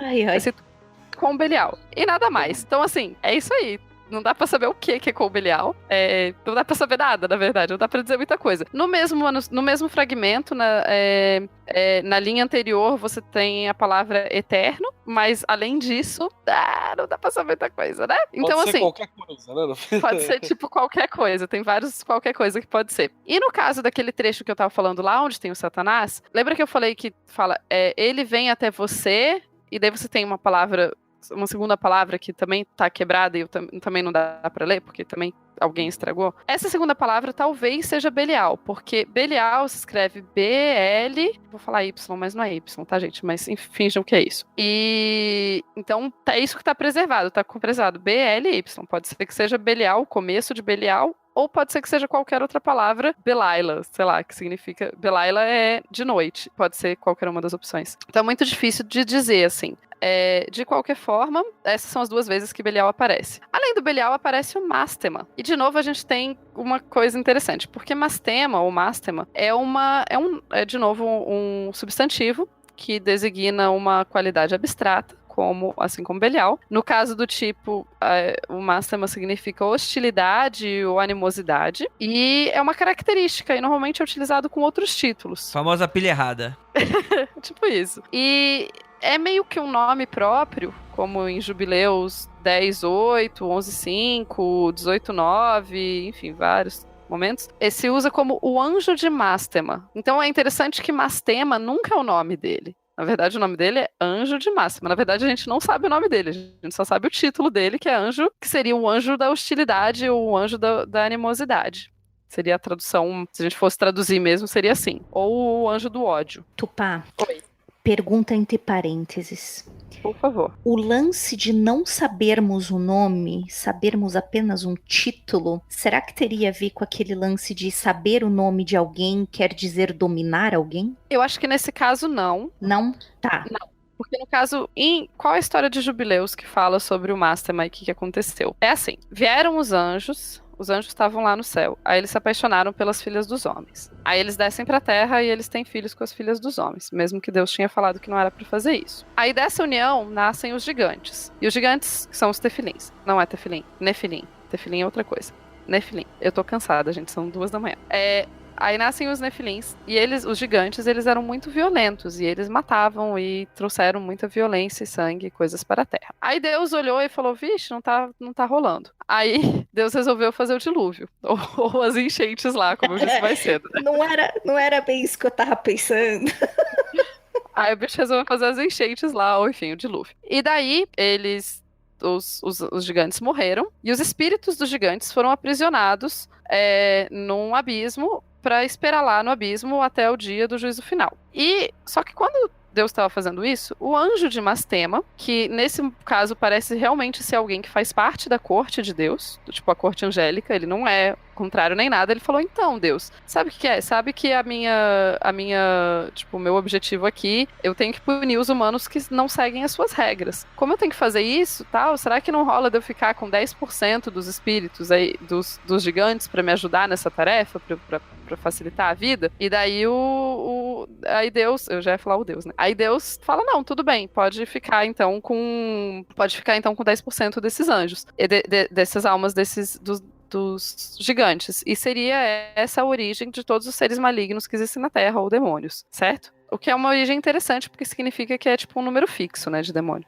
Não aumenta, não reproduz, enfim. E esse seria o papel do anjo de Mástema. Então dá pra ver que, embora ele seja um comandante dos seres malignos, ele não é necessariamente uma figura má, ou pelo menos ele não é retratado como uma figura má em Jubileus. Tá cumprindo a função dele. Só que nos meus textos, infelizmente, não tem. Tem a palavra Mástema, preservada uma vez, de novo no 6Q18, mas é a única coisa que tá preservada no fragmento. Putz.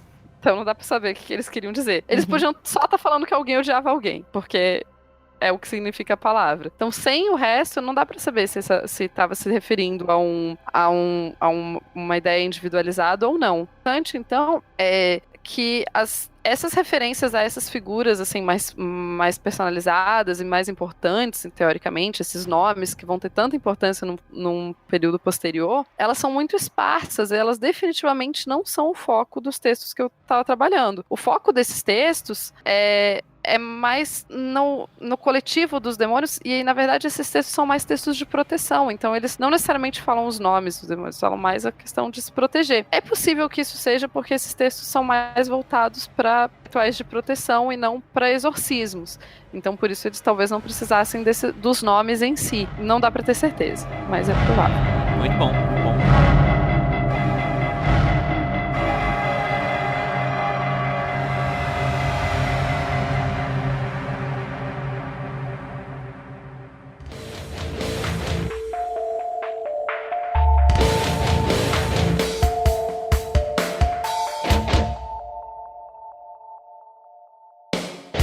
Bem, pra encerrar, vou escolher aqui algumas perguntas, aí você responde rapidamente se puder. Tá, bate bola, jogo rápido, vamos lá. Mas por quê? Vamos lá. Lucas, pessoa tá perguntando o seguinte. Eu sei que alguns manuscritos foram encontrados em jarros, mas existia algum sistema de organização desses textos pelo povo que os produziram? Ou foi só amontoado lá? Então, talvez tenha tido algum sistema de organização, nós não fazemos a mais remota ideia, porque quando a gente encontrou, eles estavam enterrados ou destruídos. Por exemplo, a caverna 11 estava com o teto colapsado. Tipo, o teto caiu todo em cima, e daí teve que ser escavada ela, e daí que achou alguma coisa lá dentro. Então, não fazemos a mais remota ideia, essa é a verdade. Por sinal, a gente também não sabe quem colocou os manuscritos nas cavernas.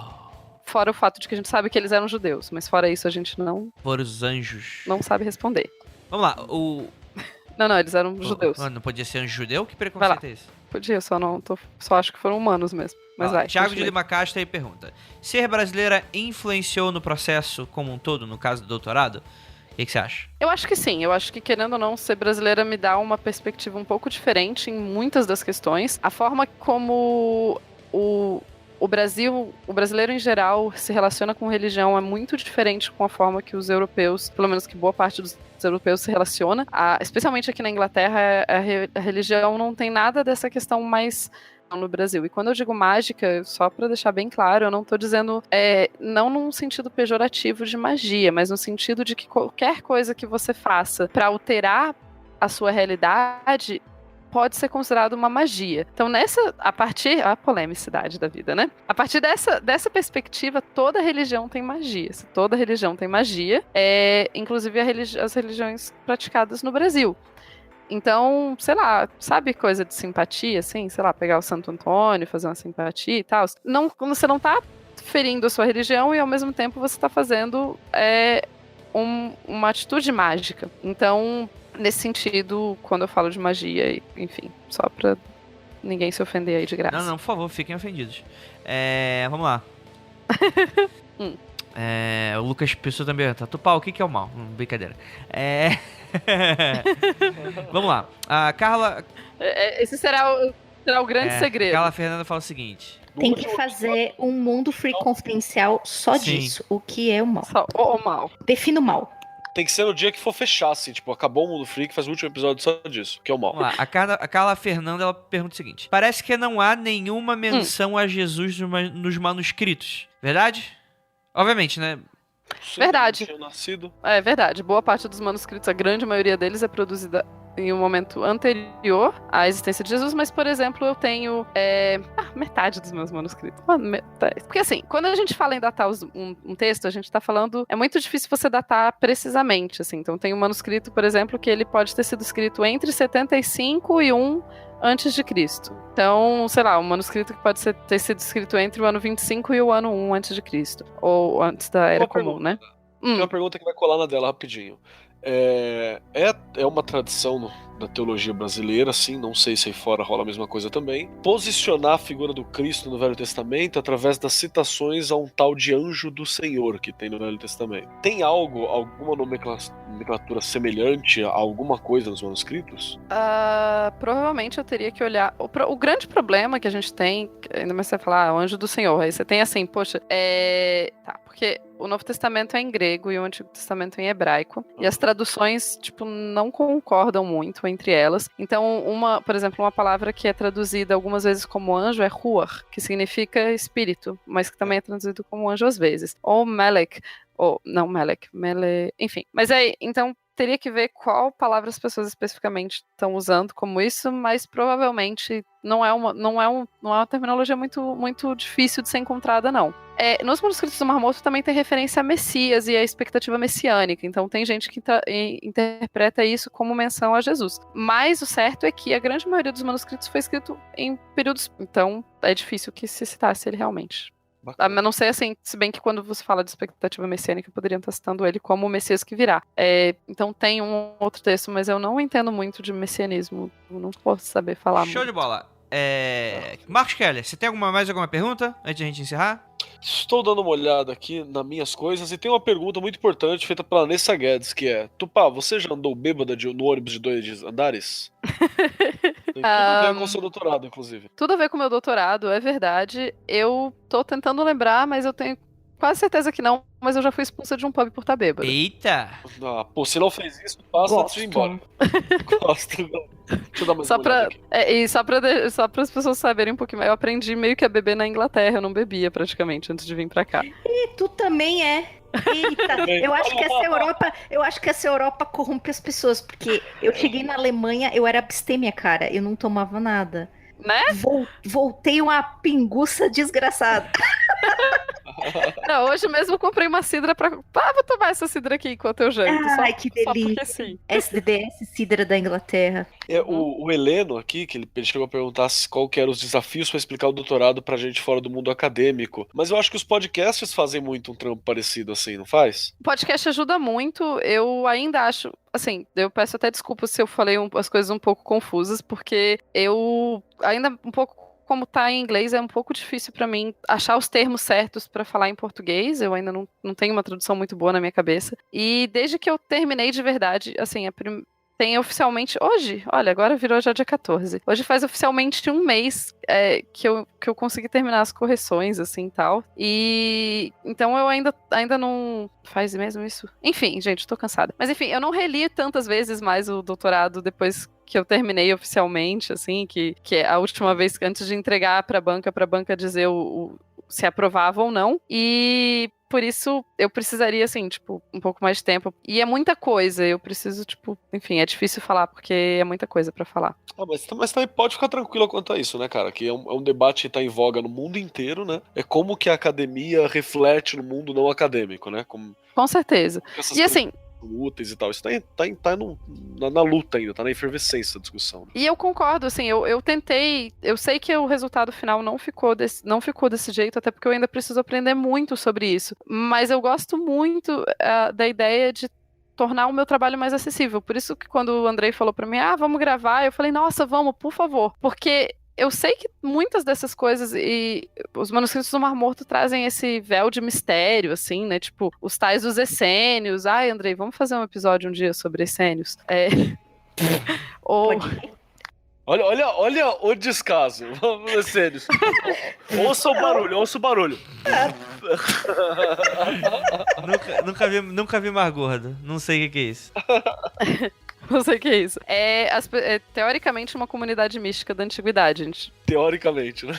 Teoricamente teria guardado os manuscritos do Mar Morto, não tem provas pra isso, mas também não tem provas contundentes que não foram eles, então... Porra, mas também isso aí também, né, Tupá? Porra, matou alguém, o corpo tá na rua, né, tipo, passou o primeiro cara. Olha, não tem prova que foi você, mas também não tem prova que não foi você, né? Você quer mais uma prova contundente que não foi? Não tem nenhuma prova contundente que não fui eu, inclusive, e guardei os manuscritos. Então está mais próximo. É o fato. Não, mas eu precisaria de um pouco mais de tempo. Você quer que eu explique rapidinho qual a polêmica dos essênios e os manuscritos? Vamos deixar pros essênios. Preciso de uns 3 minutos. Vamos pro podcast dos essênios. Ju, você quer fazer mais alguma pergunta? Não, muito obrigada. Eu acho que eu não queria fazer uma pergunta longa, mas eu fiz, perdão por isso, mas eu achei que foi bem legal. Eu fiquei sabendo várias coisas novas. Que bom. E Tupá, vou fazer o apelo publicamente. Continue me mandando pedacinhos pra gente ler junto, que era muito divertido. Pode deixar. Era muito divertido. Você me ajudou demais, viu, gente? A Ju me ajudou incrivelmente quando eu tava aqui morrendo, lendo as coisas em alemão. Deixa eu explicar. Não é que eu saiba hebraico porra nenhuma. É que muito do que já foi estudado, né? Que isso está foi em alemão. Ensinou, está em alemão. Então aí Tupá mandava várias fotos, vários scans dos dicionários e aí a gente ia quebrando a cabeça. Eu ia traduzindo, perguntando se fazia sentido. E aí foi muito legal, porque eu aprendi também muitas coisas. Foi muito divertido. Pois é. Não, foi muito... A Ju me ajudou bastante mesmo, sim. E até, a gente falou tanto e eu não falei de uma das minhas conclusões principais do doutorado, mas tudo bem. Que é em 3 palavras. Em 3 palavras, a importância do medo. Vai ficar pro nosso podcast sobre... Tupá, defina medo. O medo. Defino medo. Posso definir? Não, eu posso definir. É que é muito legal, porque existe mais de uma palavra pra medo e a forma como, tipo, existe o medo definindo criaturas malignas. É claro. Juro, Andrei, tô acabando. Deixa eu só falar uma parada, mas é porque, assim, tem, por exemplo, eles falam, em alguns dos textos, eles citam aqueles que aterrorizam ele. É esse o termo. Então, tipo, esse é um som, uma música para aterrorizar aqueles que aterrorizam ele, mas as duas palavras para terror são palavras diferentes em hebraico. Então, assim, aqueles que aterrorizam ele é uma categoria específica de seres malignos. São seres malignos que aterrorizam os outros. Além disso, eles podem cair em cima das pessoas sem que elas saibam, porque isso é outra característica que fala deles. Então, tenham medo. Tá bom. É isso. Não, eu tenho um amigo que morre de medo porque eu falei que morre de medo, mas ele fica sempre meio de saco porque eu falei dos demônios que podem te atacar ao meio-dia. Ele achou muito surtante, que ele achou que o perigoso era só de noite. Não, rapaz, não. De dia também tem vários demônios. Então é isso. Gostaria de agradecer muitíssimo a participação do Marcos Keller. De nada. E a participação da Juliana Pozilacqua. Um beijo pra todo mundo. Valeu. Fiquem bonzinhos aí. Ficarão pensando aí nos Senão demônios. o Mastema vai te pegar. E muito obrigado e também parabenizações aí pra nossa doutora Guerra, que está aí voltando finalmente para o Brasil, depois de completar esse doutorado demonológico. Eu posso falar que é demonológico ou demonólogo? O quê? O meu doutorado? Não, assim, eu vou falar, tipo assim, a Tupé é demonológica ou demonóloga? Não, Demonóloga. Ju, por favor, qual foi o outro termo? Oi? O outro termo que desenvolvemos no bate-papo aqui? Ai, a moça que a Fabi falou marmortóloga. Amei! Marmortóloga. Não, porque... Fabi, vou não, muito usar. Não pode. Marmortóloga. Porque o pessoal vai escutar pode isso, usar. vai escutar que marmotólogo é de quem faz marmotagem. E marmotagem não é Não, legal. marmortólogo, Ah, tá. não marmotólogo, não é de marmota. Entendi. É tipo courofobia, marmoto. né? Tem uma tem letra um R a mais atrás, ali. é de marmorto. Tem mais um Rzinho. Entendi. Marmotologia. Marmortologia, não. Pode falar demonologia ou... demonóloga ou demonologista. Olha aí. Igual o livro de Pode Satanás. Pode falar rainha da porra toda também, se você quiser, tá bom, querida? Doutora Guerra também. Sim. Então, beleza. Muito obrigado e parabéns, Tupá, pelo doutorado aí, mais uma vez. Quero que você deixe uma última mensagem aí de esperança, paz, alegria, união, Jesus do SBT aí pra galera. O que você gostaria de deixar aí pros nossos ouvintes? Deixar pros ouvintes, primeiro, aprendam uma palavra muito legal, apotropaico. É uma das minhas palavras favoritas da vida. Maravilhoso. Significa de proteção, certo? Então, os textos que eu trabalhava eram textos apotropaicos. Apotropaico. E quando vocês estiverem com medo ou se tiverem demônios atacando, vocês cantem, porque aparentemente essa é uma das minhas principais conclusões. Música era utilizada para se proteger de demônios. Olha aí, ó. Claro que são músicas específicas, né? Mas enfim, acho que vai que vocês cantam e já... Daí que vem o termo, quem canta seus males espanta.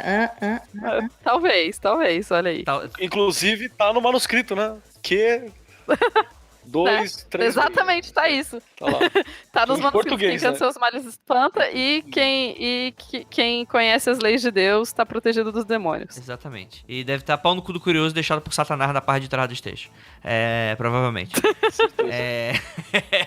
É isso, galera. A gente encerra mais um podcast do Mundo Freak Confidencial pra encerrar aí o ano. Espero contar com vocês, com o apoio de vocês aí.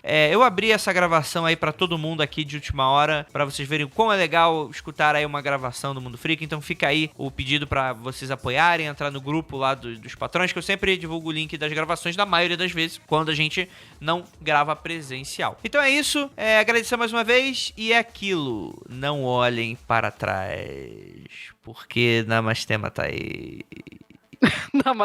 Namastema é tipo o demônio de boas, assim? Cara... É o contrário do namastreta. É o Namastema. Cara, realmente pode ser o contrário de Namastê, né? Namastema, né? Tipo, o terror que habita em mim saúda o terror que habita em você. É o Namastema, rapaz. É isso aí mesmo. Namastema. Se você voltar pra trás, deve ser dessa origem mesmo. Então eu tô garantindo. Provável. Meu doutorado de marmotologia sem o R garante isso. E tudologia. Garantido pelo Facebook garante isso também. É isso, galera. Muito obrigado.